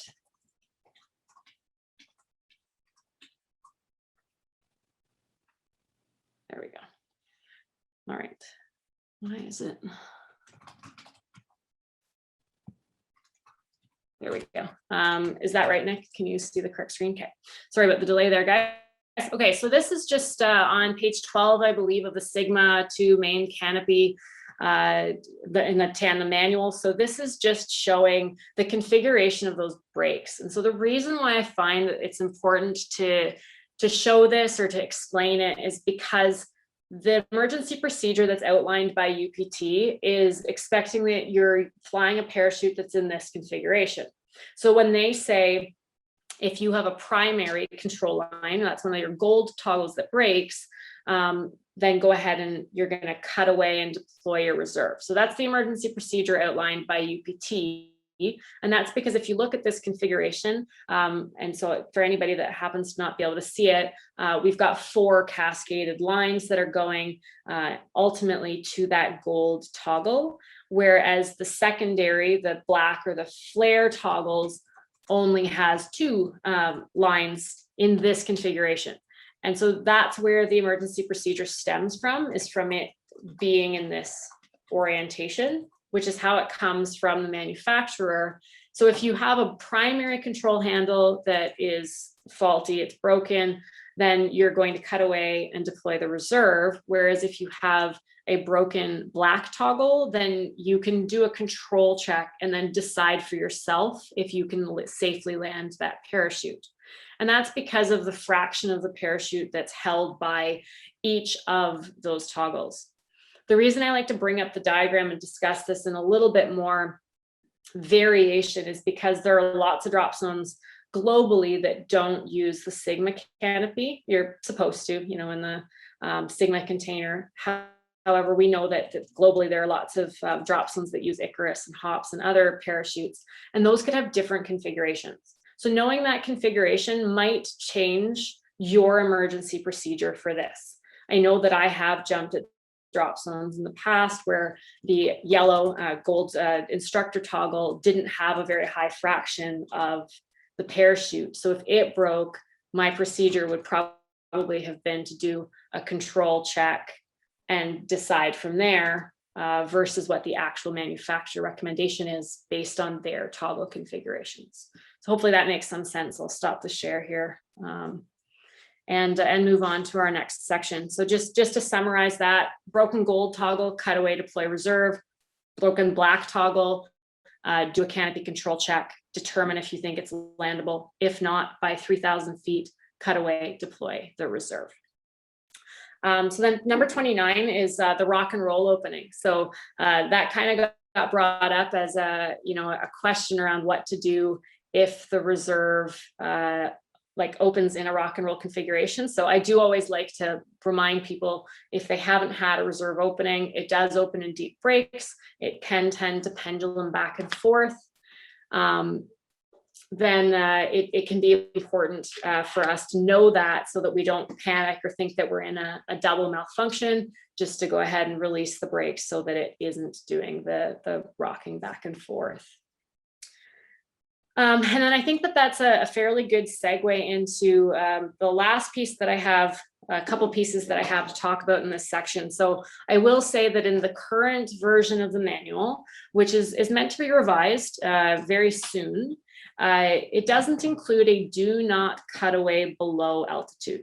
And I think this is a really important thing to discuss in both your personal life as well as in your professional life. So as an experienced jumper, you should have a value that is your personal do not cut away below altitude, and then one for your tandems as well. At the moment, it's not outlined in the UPT manual, and I expect it will stay that way. I think that for you personally, it would be important for you to have that number in mind so that you're not making the decision on the spot. So scenarios where you could end up needing to execute an emergency procedure below your hard deck would be, say, in a canopy entanglement situation, or a wingsuiter flies through and breaks some of your lines, something unexpected. So if you end up, say, at 1,500 feet, it would be important for you to already know in your mind whether you're still cutting away and deploying your reserve, or if you're simply going to add fabric. So for students, I normally tell them that 1,000 feet is generally going to be their bottom line for that, where they would no longer cut away. They would simply deploy their reserve to add fabric. I personally use a value of 1,800 feet, but I would recommend that you have a conversation with people around your own drop zone, people that you feel comfortable talking to, and just assess your own sort of trust in the sky hook system and your own equipment, and at what altitude you'd rather add fabric. And then that brings me into my last point, which is relating to the Collins lanyard. So the malfunction that happened most recently that resulted in that advisory relating to the hand cam release. The Collins lanyard, I just want to make sure to remind everybody that while we talk about the RSL being a secondary method of being able to deploy the reserve, we need to remember that while that is true, it also acts as a cutaway for your left riser. Okay, so the RSL is connected to our Collins lanyard, and if we need to use that, it can be used absolutely to deploy a reserve. But in the event where you already have a main parachute, it is going to disconnect your left riser. So if you cannot use your left hand and you need your reserve parachute, then you need to find a way to use your right hand to reach across and get your reserve out.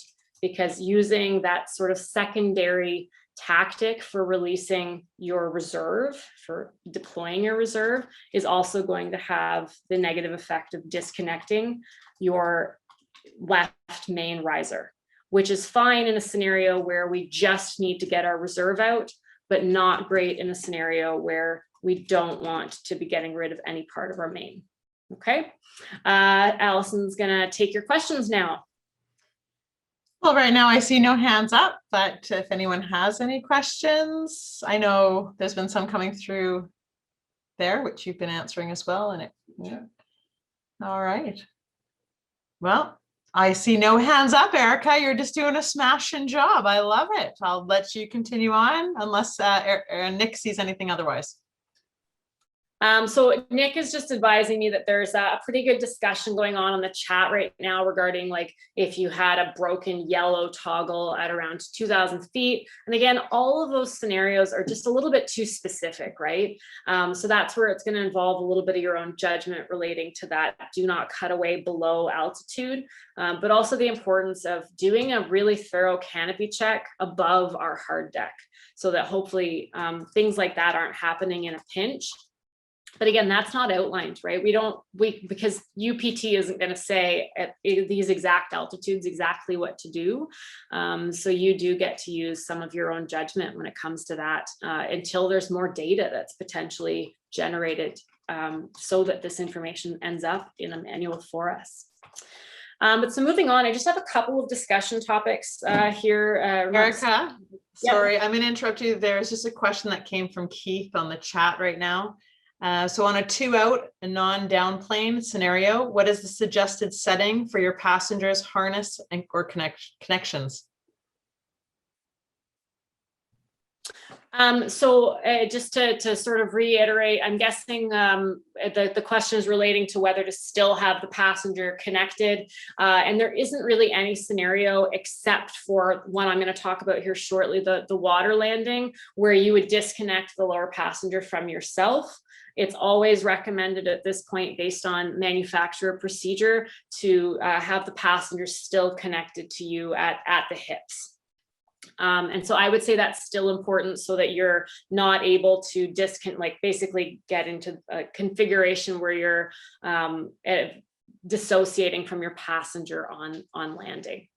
I hope that answers the question. So I think it was specifically relating to whether to still have the laterals connected during a sort of a side-by-side 2-out scenario with the parachute.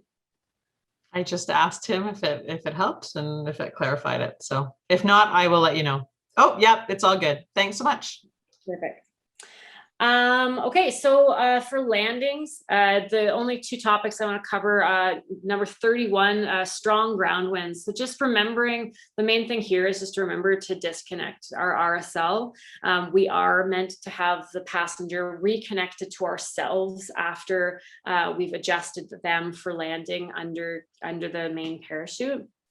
And so that does make us disconnecting from them upon landing a little bit longer. It's a little bit trickier. So it's more important for us to make sure we have that RSL disconnected in the event of strong wind so that we can cut away our main parachute so that it can prevent us from being drug away.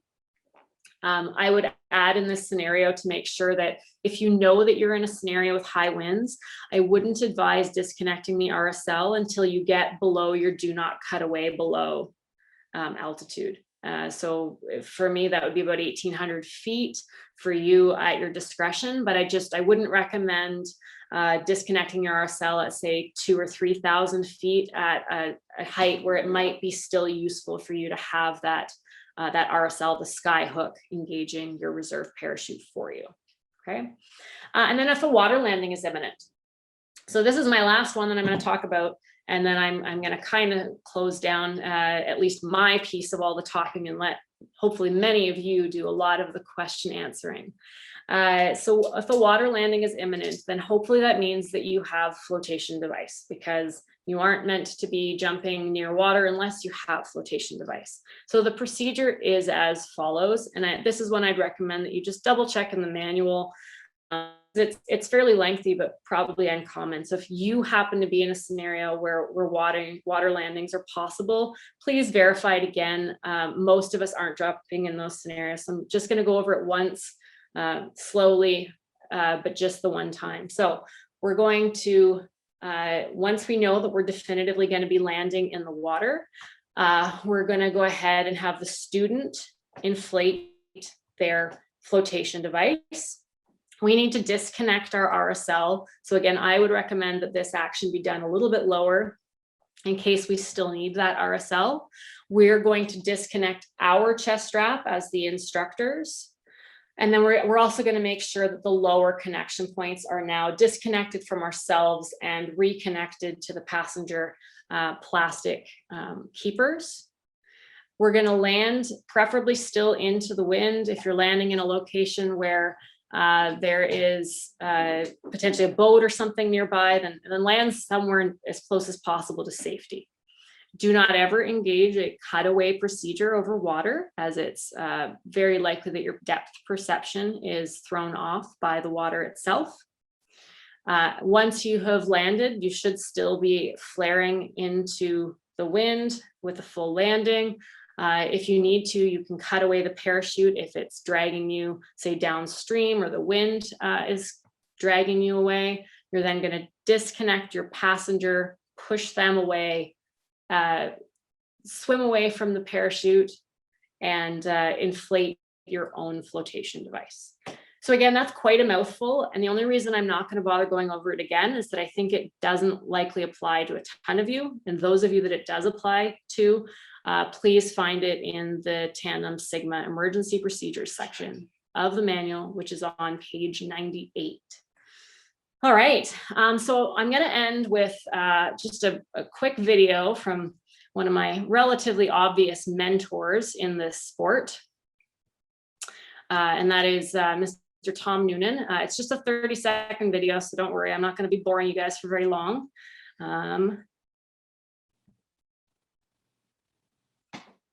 Why does it keep doing this to me? There we go. All right, here we go. Here's Tom. 5,000 or 1 in a million, right? They want the 1 in a million.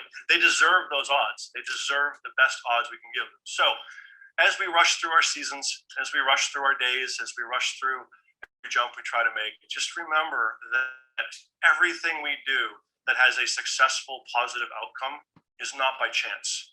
Success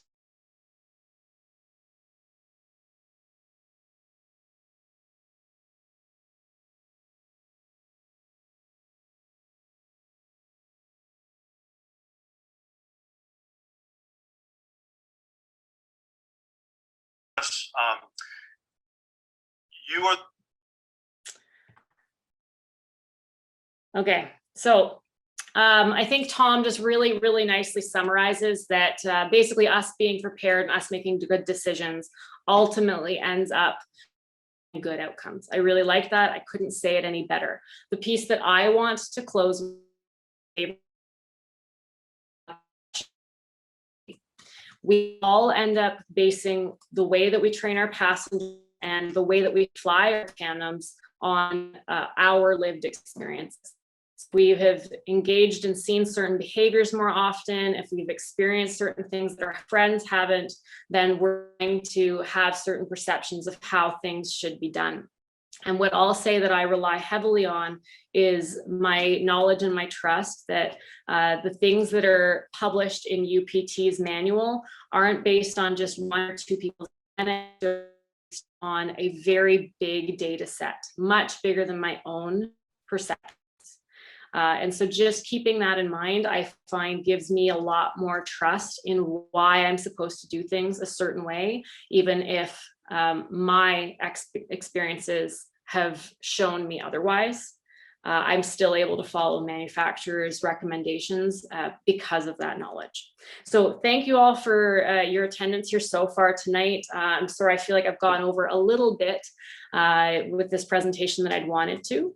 I'm going to open it up to discussion. I have gotten a couple of questions sent to me directly, but my plan will be at this point to kind of just leave it as some open discussion. I'm going to throw those questions out for other people to answer because I think I'm tired of hearing myself talk. You guys are probably looking forward to hearing some other voices as well. So thank you all. Questions, open discussion. I'm still going to be here. I'm going to have one of those mini human things that's probably going to cost me pretty soon. So I might be in and out, but I'll still make myself available for pretty much the majority of the next hour for any extra questions or discussion that you guys might want to have. And thank you, Erika. I see some hands up, so I will get to those questions really quickly here or in a moment. Erika, cannot thank you enough. In case some of you guys are jumping to leave, Gord, my husband, and I can't thank all of you enough. We have people from all over the world here today: Spain, Mexico, the United States, Canada, the UK. By all means, if wherever else you're from in the world, please let us know on the sides. I appreciate some of you are doing this at 3 o'clock in the morning. So before I get to some of the questions, I just wanted to let you know, as I said at the beginning, Skydive Vancouver Island is located in beautiful British Columbia, Canada. We are hosting a 2021 virtual safety seminar series. This is kind of the second in our series. Next Tuesday, On April 20th, we do have a safety seminar for advanced canopy pilots. It's going to be, we're hosting it. It's going to be presented by Nicholas Helfrich, who is a Coach 3 here in Canada. So lots of information there. They will be a little bit shorter. They're planned for an hour and a half, but it is at the same time. And I will certainly send this information out. On Tuesday, April the 27th, very excited to host a wingsuit safety seminar. And Scott Callentine is an ISC wingsuit flying on the flying committee. He will be presenting for that. On Thursday, the 29th, we have a safety seminar for those of you who are riggers. And it's our Technical and Safety Committee Chair with the Canadian Sport and Parachuting Association, Bill Petney, will be hosting that. So I'll make sure that I get that information out to everyone as well. They all start at 6 p.m. And again, I hope many of you when this COVID stuff is all done, we can travel, and we welcome all of you guys up to beautiful Vancouver Island and come jump with us. In the meantime, I have Danielle, or Daniel, sorry. I'm going to unmute you because your hand is up with a question. Hi, thank you so much for putting this together. It's been very informative, very thorough as well. Yeah, I would also like to thank Allison for putting this together. And then Allison, I'm going to leave it to you to decide whether you want to do this or not, because I know there's a lot of humans on this feed, but I'd love to get some other people answering the questions where possible. So I don't know if there's an easy way to do that. But I mean, even if a couple of you want to sort of put your hands up to say, I'm willing to answer some questions, I'd love for it to be a bit more discussion. I just don't know if we can do that with 100 bodies. Yeah, no worries. So I have allowed you each and all of you to unmute yourselves. Obviously, we're going to have a lot of feed going back and forth. So we're just going to have to, we've been doing this now for how long? I mean, if there is some cool things that have come out of COVID, I guess, and that's being able to bring people all around the world and learning patience and manners and interrupting each other. But yeah, so you guys all have the ability to unmute yourselves right now. You should. Yes.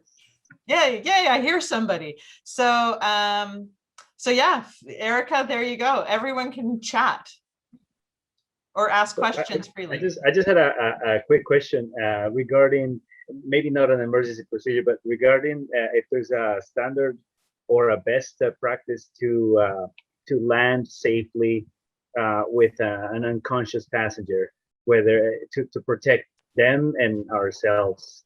I just wonder if there's a best way to approach this landing. That's a great question. I'd love for some other people to chime in, because I would say that the best practice varies super widely based on where the actual landing area is going to be, whether you're able to land in sort of a pea gravel bowl or otherwise, but also sort of the strength and the abilities of the tandem instructor, because a larger or a taller instructor is going to have a better ability to potentially scoop the passenger's legs with their own legs. I know in sort of the couple of scenarios, I've actually only had one. I've had one scenario where I've had to do it myself. I did kind of try to scoop the legs, and when that didn't really work very well, I ended up doing a bit of a sort of an uneven flare blind man type tactic. But I admit that I feel like it was 57% luck and 43% skill. So if anybody else has any suggestions around how they would tackle this. I mean, personally, I would probably say, Daniel, for you to ask somebody that's a similar size to you, what they would do. Because I would probably not benefit from how you would do it, based on the fact that I'm, 5'4". So that would be my feedback, but let's see if anybody else wants to unmute and give any kind of answer.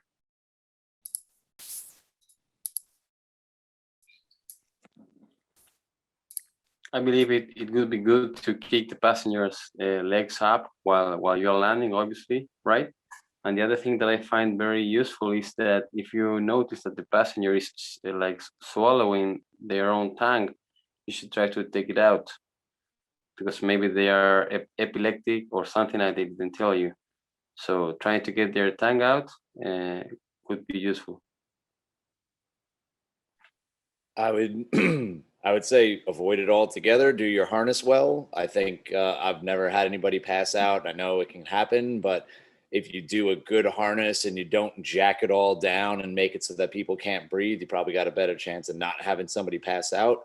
That being said, I guess if they were going to, I would try to get their legs up and move the leg straps under their thighs the best I could before I landed to try and really get them in that sitting position. So like Erika said, you got your best chance of trying to get your feet under theirs when you land. But that's kind of sounds like a not fun scenario.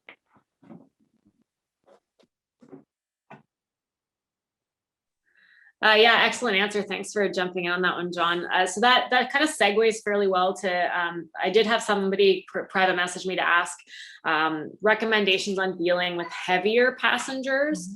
So if anybody wants to jump in and just make some suggestions around how they deal with heavier passengers, I think that would be great.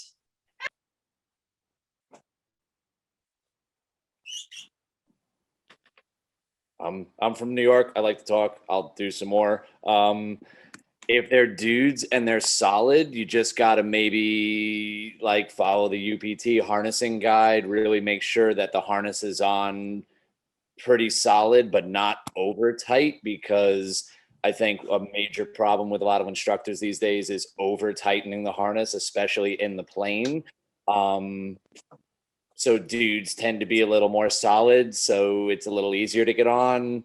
Heavier female passengers, if I could be like, I don't know, gender weird, they tend to be a little softer. So sometimes you really got to make sure that even though if they're big, you got to make sure that you have the harness set for their actual height and not the amount of space they take up with the harness if someone's kind of round and soft. It comes with experience, but you know, spend a little more time on the harness, get really good at harnessing, and it makes the bigger, heavier people a lot easier to deal with. I think harnessing is something that is really, really lacking in a lot of tandem instructors.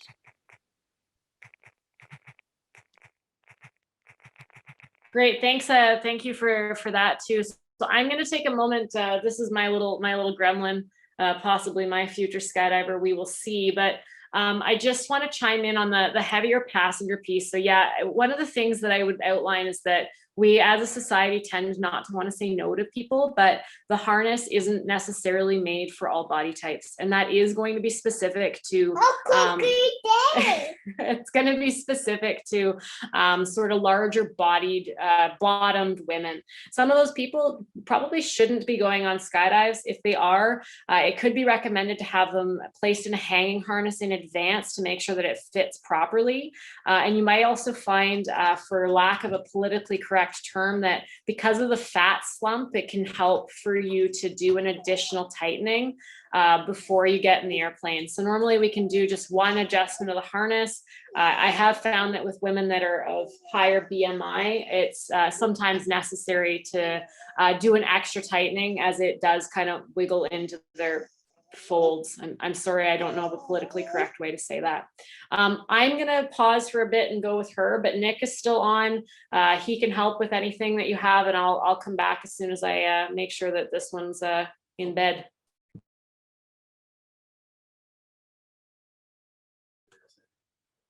Does anyone have any other direct questions, or do you guys just, oh, hi, Nick. I should take this moment to also thank Nick. And just so you guys are aware, Nick is Erika's significant other. He is also very well versed and experienced as a tandem instructor and many other things. I actually put him into our system today, and I think the only thing you don't have, Nick, is rigor B for CSPA. So anyways, so that lots of questions. Anyone have anything they just want to talk about? I know in Canada we're dealing, like everywhere, with COVID. Darn New Zealand and Australia, you guys are doing awesome. I know our opening season is just around the corner. It was delayed. Does that everyone have? That's it. If the conversation is still going when Erika gets back, then she will address the side lateral question that came up. I think somebody mentioned that in the chat a little while ago when I ran away to pick up the little one, but she will address that once she's back if there are still people on here and they want to hear it. Nick, I have a question from John, but also Ariel, thank you very much. We do love our jerseys. They're pretty styling. I don't know if you can tell, nice BC flag down the arm. You can private message me and I would happily, we'd ship them anywhere. So yes. John, go ahead with your, look, we can see John's face now from New York. Hey. How does everybody deal with COVID and doing tandems? I kept all my tandem passengers covered all last year through free fall. We used like the Sigma buffs, or if they had a face mask and the buff. But I didn't get sick last year. Like, it was the first year of doing tandems ever. I also bought a full face, as I acquiesced to my wife, and I hate a full face. But I kept my students covered. Not like video, no video, everybody was covered. I didn't get sick. Now this year it's like, I'm half vaccinated. Some people are vaccinated. It's kind of starting to be like, maybe we'll uncover their face. I'm just wondering what other people are doing. Great question, John. As you know, I am not a tandem instructor. I'm a drop zone owner with my husband. But one of the things we also did covers, we had buffs, Sigma. That was awesome that they gave such cheap discounts on the buffs. We've ordered more for this year.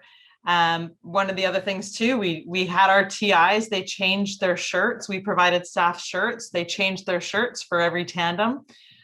Just from the spit and stuff that's flying. You guys know what it's like. So that was one of the things.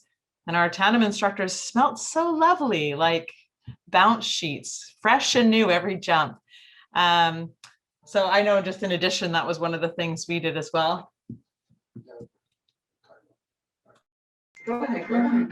So, hey, John, so what the other thing we did too was we did the same thing. We had everybody with full face helmets. I didn't get sick last year either, which was really nice. But we had people buff up in the plane, but once they're out of, like, once the door was open and my mask was down, we let them pull them down if they wanted to. But I still had mine up underneath my mask. And then, so then when the canopy opened, I could open up my mask and whatever. I don't know. At least their video turned out a little bit better, and that's why I sort of ended up doing that more than anything else. But yeah, same kind of challenges. I wondered, like, I didn't get sick, but I didn't know if free fall did it. Like, this year, we're keeping everybody covered in the plane, and it's starting to be a little more like, all right, if you want to take it off in free fall, you can. You know, it's all kind of anecdotal, but I was wondering, like, you know, how other people were dealing. Yeah, I'm basically telling people, once the door opens, once we're at the door, if you want to pull it down, you can go ahead and pull it down. That's what I'm saying. So. From a medical perspective, it would be my wish that everybody just always have a mask on all the time, even if the minimalist in you says a buff is okay. Just having something covering your face to prevent fluid coming from their body into yours or vice versa is probably going to make a huge difference. That said, I'm a medical person, and I'm kind of not doing tandems right now just because the risk for me is not worth it. Hopefully it becomes a far less issue by the busy season here in North America, at least with vaccine rollout. I realize that that's not a great answer for everybody because the vaccine rollout is not the same everywhere that's on this chat. But hopefully for you, you're all doing something to keep masks on or whatever it is to stay safe out there. Yeah, it's a good point, Nick. Being in the military, John brings up a good point. Like, it's the human tendency, right? As things kind of drag on, people become a little bit more complacent, and the risk just wasn't there. I couldn't tandem at all, that just at the risk of bringing it back into the military. So. Yeah, so each person has to sort of make their own decisions on that front, I suppose. But as Gord mentioned, full face helmets are a really good idea, making sure that you're masked up as an instructor, trying to make sure that your students are masked up as best you can. And hope for the best if it's something that you need to be doing, because that's your full-time gig. I have a side question here as well. Just Nick, you'll probably be able to answer this if Erika can't. So what is the procedure to hook up a passenger in a tight 182? Yeah, I can definitely feel that one. There are a few different ways that people tend to use the 182 to sit in and to exit. And personally, I'm a big fan of being seated in a 182 or in a small Cessna aircraft like that, facing the back of the airplane. And I like that both sitting in the front or in the JM position right next to the pilot, if you will. And I like that sitting in the back of the airplane. So typically, as long as weight and balance will allow from a pilot's perspective, having the instructor's rig against the back of the pilot's seat. So in either of those two situations, most specifically in a narrow body 182, the key is to make sure that the person you're in the airplane with is cognizant of the fact that there are two tandems in the airplane. And if there's not another tandem in the back of the plane and you're sitting up front for whatever reason, making sure that those people are giving you the space that you need. In the 182, I tend to connect, if I'm sitting next to the pilot, I'll start there. If I'm sitting next to the pilot, I tend to connect my lowers as soon as we're in the airplane. Now, I realize that this is maybe not the best practice, especially in an emergency situation, but I am cognizant of the fact that that's what I'm doing and that I need to disconnect those lower connection points if we're going to be in an aircraft emergency. I find with the lowers connected, it's fairly easy to do up the tops because the customer is sitting between my legs and I'll just sort of wrap my legs around them. It's a little bit awkward, but doing a tandem skydive in general is a little bit awkward. So you sort of, as an instructor, need to get over that little piece. To get those lowers tightened. Sorry, that's the little one saying goodbye for anybody that cares. To get the lowers tightened adequately, sitting next to the pilot, I typically, in a narrow body 182, do need to have the customer sit up on my legs. If there's no way that the customer can move, I'll figure it out. But ideally, they sit up on my legs, and that's the language that I will use. I will never ask a customer to sit on my lap. I will say, please push yourself up onto my legs. They'll sit on my legs. I can tighten those connectors up appropriately, and then I can sort of slide my legs to the side and let them sit back down on the floor of the aircraft. And then I can easily connect my upper connection points.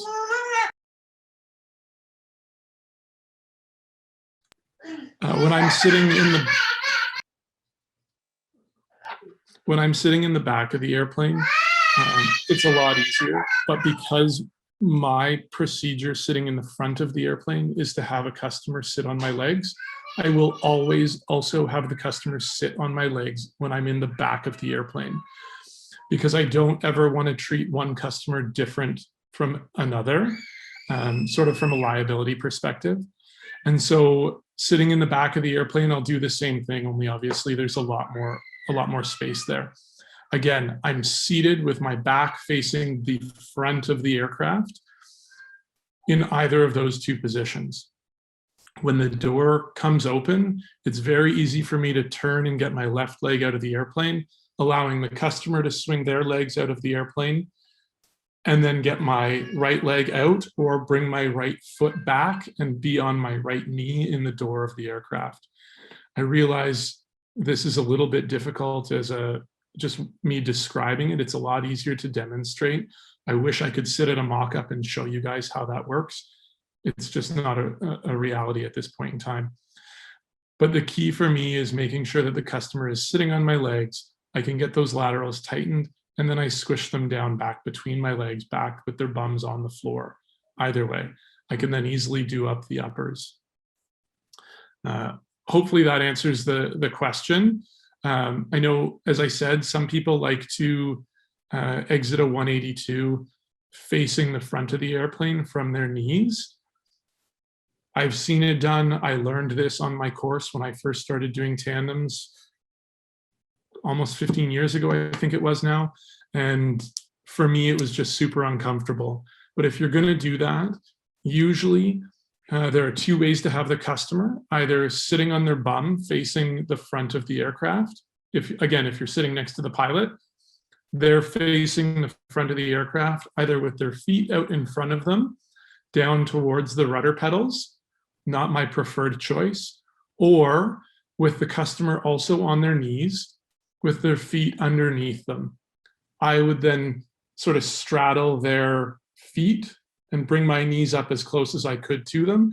And we're kind of in this awkward forward leaned kneeling position so that I can easily reach down and connect those laterals. If I'm exiting from my knees, I'm not connecting the laterals as soon as we're in the airplane because it's just not possible to do any sort of moving or turning around in the airplane with them done up. So the customer would get on their knees, I would get on my knees behind them, connect the lowers, connect the uppers once the lowers are tight, and it should be fairly simple in that scenario. In the back of the airplane, to me, this is a really difficult way of doing it in the back of the airplane, but you can do the exact same thing behind the pilot seat. One thing that I would say is in a small 182, try to make sure that the customer is not holding on to the back of the pilot seat. Every time they move it around, they risk breaking the back of the pilot seat, and that results in the pilot not being able to safely fly the aircraft. So in all situations, ultimately make sure that customers and skydivers alike are not grabbing the back of the pilot seat. For the exit from your knees, again, there's a couple ways to do it. I've seen some instructors just put one foot onto the step, hands on the door frame on the front and the back, and push themselves out, not worrying about what the student's legs are doing. I've also seen people have the student take both of their feet and hang them outside of the airplane, or put them on the step as well, and then dive to the back of the aircraft. Again, my personal preference is to be seated in the aircraft, connected, left foot out, customer's feet out, dangling behind the step and exiting towards the back of the airplane. Please feel free to direct message me or put up your hand if that wasn't an adequate answer, or if I didn't make sense in any point. I see Richard Sloan here has his hand up. And so I'm gonna ask you to unmute and have you chime in here if you would like. Hey, Nick, thanks a lot. Coming from down at Fayetteville, North Carolina, and it's a different question entirely, so I apologize. The question I have is that I travel about 280 days out of the year to various states and overseas for the military, and we do military jumps in very cold conditions. However, when we take civilians on a tandem jump, we kind of enacted like a certain temperature on the ground. Does any drop zones in the north do things like that? Like, for instance, for some of the civilians, it's got to be at least 32 degrees Fahrenheit on the ground. Do you have any kind of standard like that in the north? I can only speak from my limited experience. I've been jumping for 19 years now. I have landed in snow. I have not done tandems in such cold weather. When I was a more junior skydiver, I certainly was more than happy to jump in garbage cold weather. But I'm a fair weather skydiver now. I don't even like to jump if it's too windy. That said, I think there are a lot of other northern North America and maybe even some northern European people. Well, and anywhere, I mean, lots of places get cold and snow and still jump. So if anybody else wants to chime in and give their 2 cents on that question, then by all means. But my experience, especially over the last 10 years, is quite limited. Although I do know that there are some drop zones in Canada that stay open throughout the winter.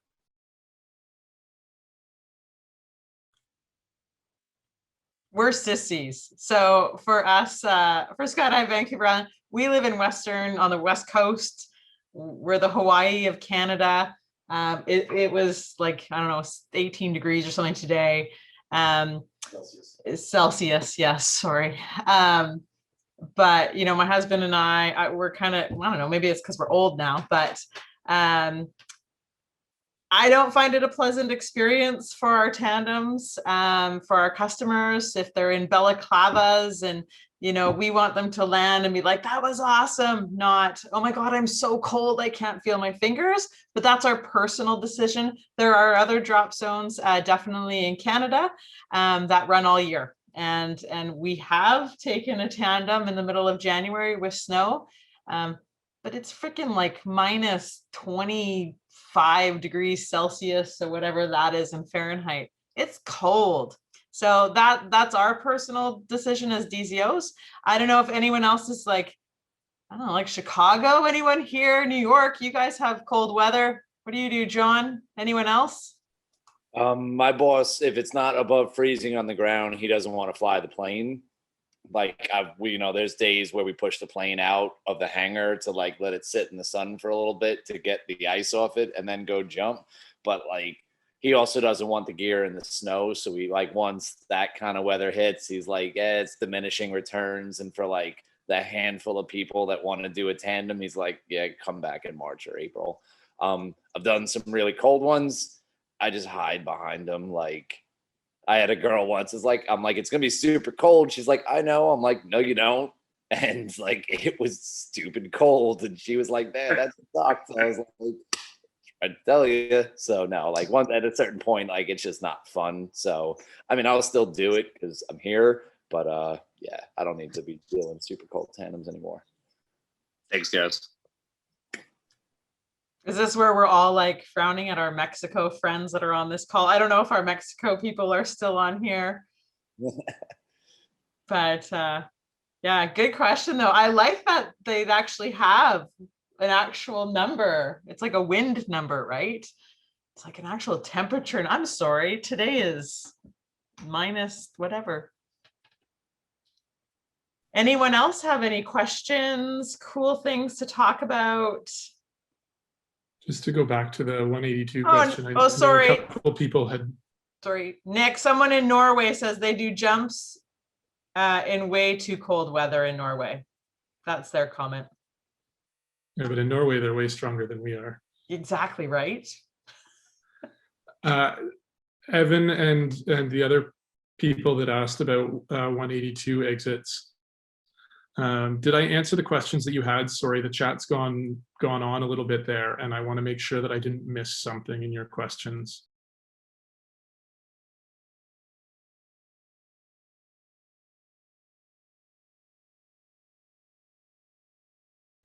Just a reminder to everyone, you have the ability to unmute yourself. You don't need to wait for my permission or anything. You can just hit unmute.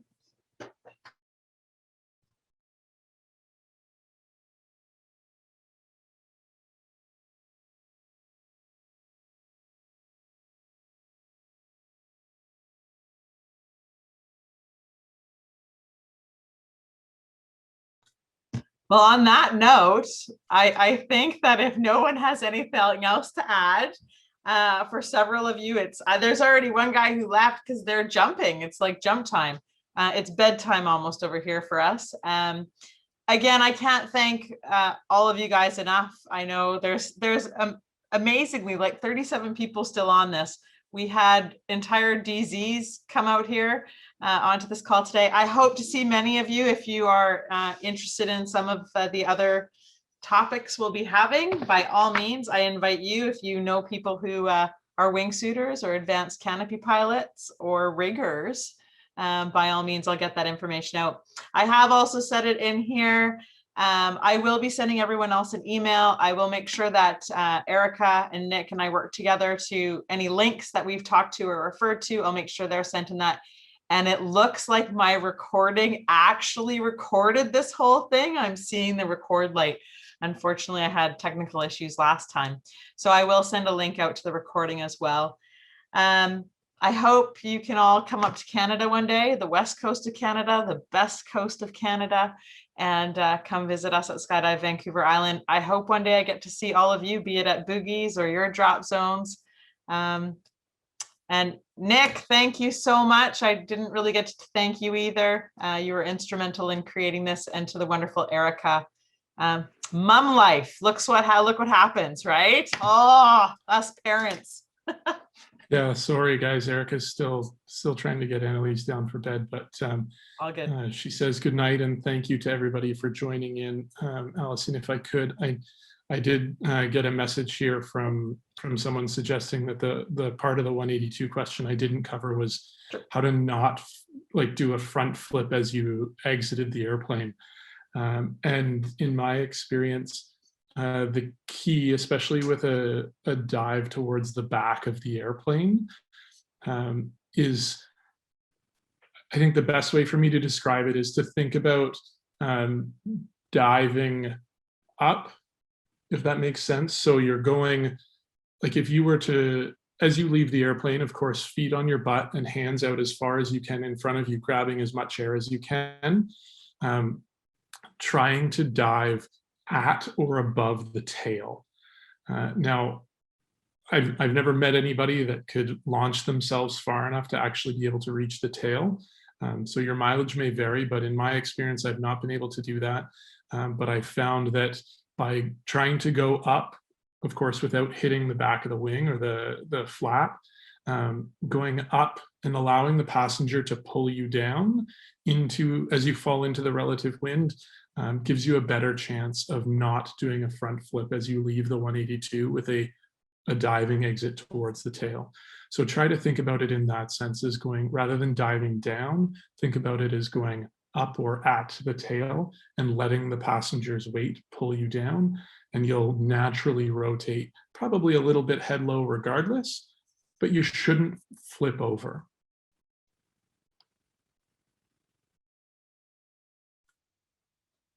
If anyone wants to keep talking, go ahead. And if you need to leave, believe me, lots of left too, so.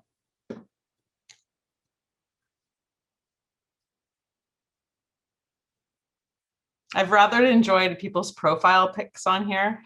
Is it Harold? Your profile pic is awesome. You look like an actor. I love it. Thank you. I have a question, because if I'm not mistaken, the UPT says that when you disconnect from the seatbelt after takeoff, you should connect the shoulder harness and then keep them on, and then connect the side when you prepare for exit. Is that something that people do, or have I mistaken what UPT has said at some point? Because when I sit in a plane, I would rather have only the side connected, because it's better to sit in a plane than actually having the shoulder harnesses hooked. Has anyone any input or what their routines are?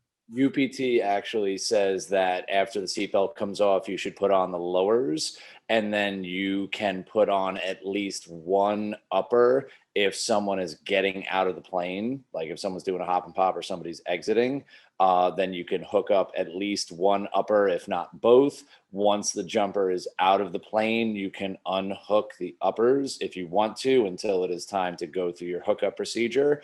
What they actually want taught, because I just did my examiner rating down with Tom Noonan last month, is when you are teaching instructors, what they want is for you to then disconnect the lowers and reconnect the lowers, and then hook up the uppers all in one motion. So basically building the procedure of hooking up 1, 2, 3, 4 hooks all at the same time when you're getting your passenger ready to go. But they say it's not really outlined that you have to hook up the lowers once the seatbelt is off, but it is a good practice. But they also want it taught that when you are hooking up at 9 or 10,000 feet, or whenever you're hooking up, you should disconnect the lowers and have your student or whoever not your student, your candidate, if you're being an examiner, hook up the bottom and then hook up the top left and the top right, tighten up the bottoms, and then go through your procedure from there. The only thing they had said was that they want at least one upper hooked up if someone is exiting the aircraft. Something to add too, I mean, it's a perfect description, John. I had Tom down at Fort Bragg not long ago, and he said the reason why, Harold, that they're having them do this in this newer fashion was because they've seen in the field that quite a few instructors had forgotten to hook up the uppers.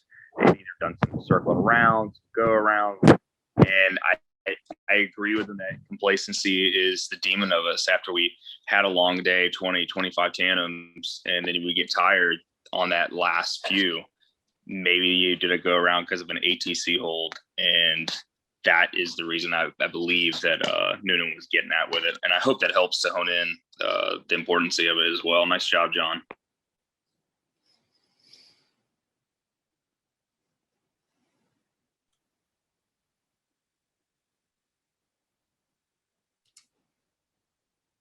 I was also going to just invite anyone, if anyone wants to talk about the camera, hand cam things. I do know that we have a rigger on here as well who has made some for us. Brian Murray's on the call. So if anyone has any questions about the hand cam, what are they called? Sorry, I'm not a tandem instructor. I just know that it's yellow and you pull it and I lose my GoPro. That's what I know about it.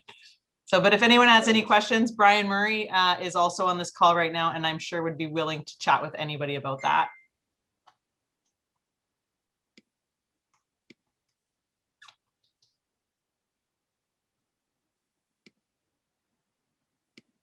Well, it doesn't seem like there's much conversation left. So, Erika, you're back, and we're going to leave now. Thanks, Erika, for doing such an awesome job. No, Erika, again, thank you so much. I think that's it. I hope everyone has a fantastic night, has a fantastic season. I know Erika has opened herself. If you have any questions that you think about afterwards, please feel free to contact Erika directly. And and of course, if you have any questions you want to direct to Skydive Vancouver Island, we can make sure that get the answers as well. That's it. All right. Well, thanks, guys. I think that's it. Thanks a lot. Thank you. Be Thanks, safe, Erika. everyone. Thank you so Thanks, much. everybody. Thank you very much, guys. Bye. Ha det bra. Bye, guys. Thanks, everybody.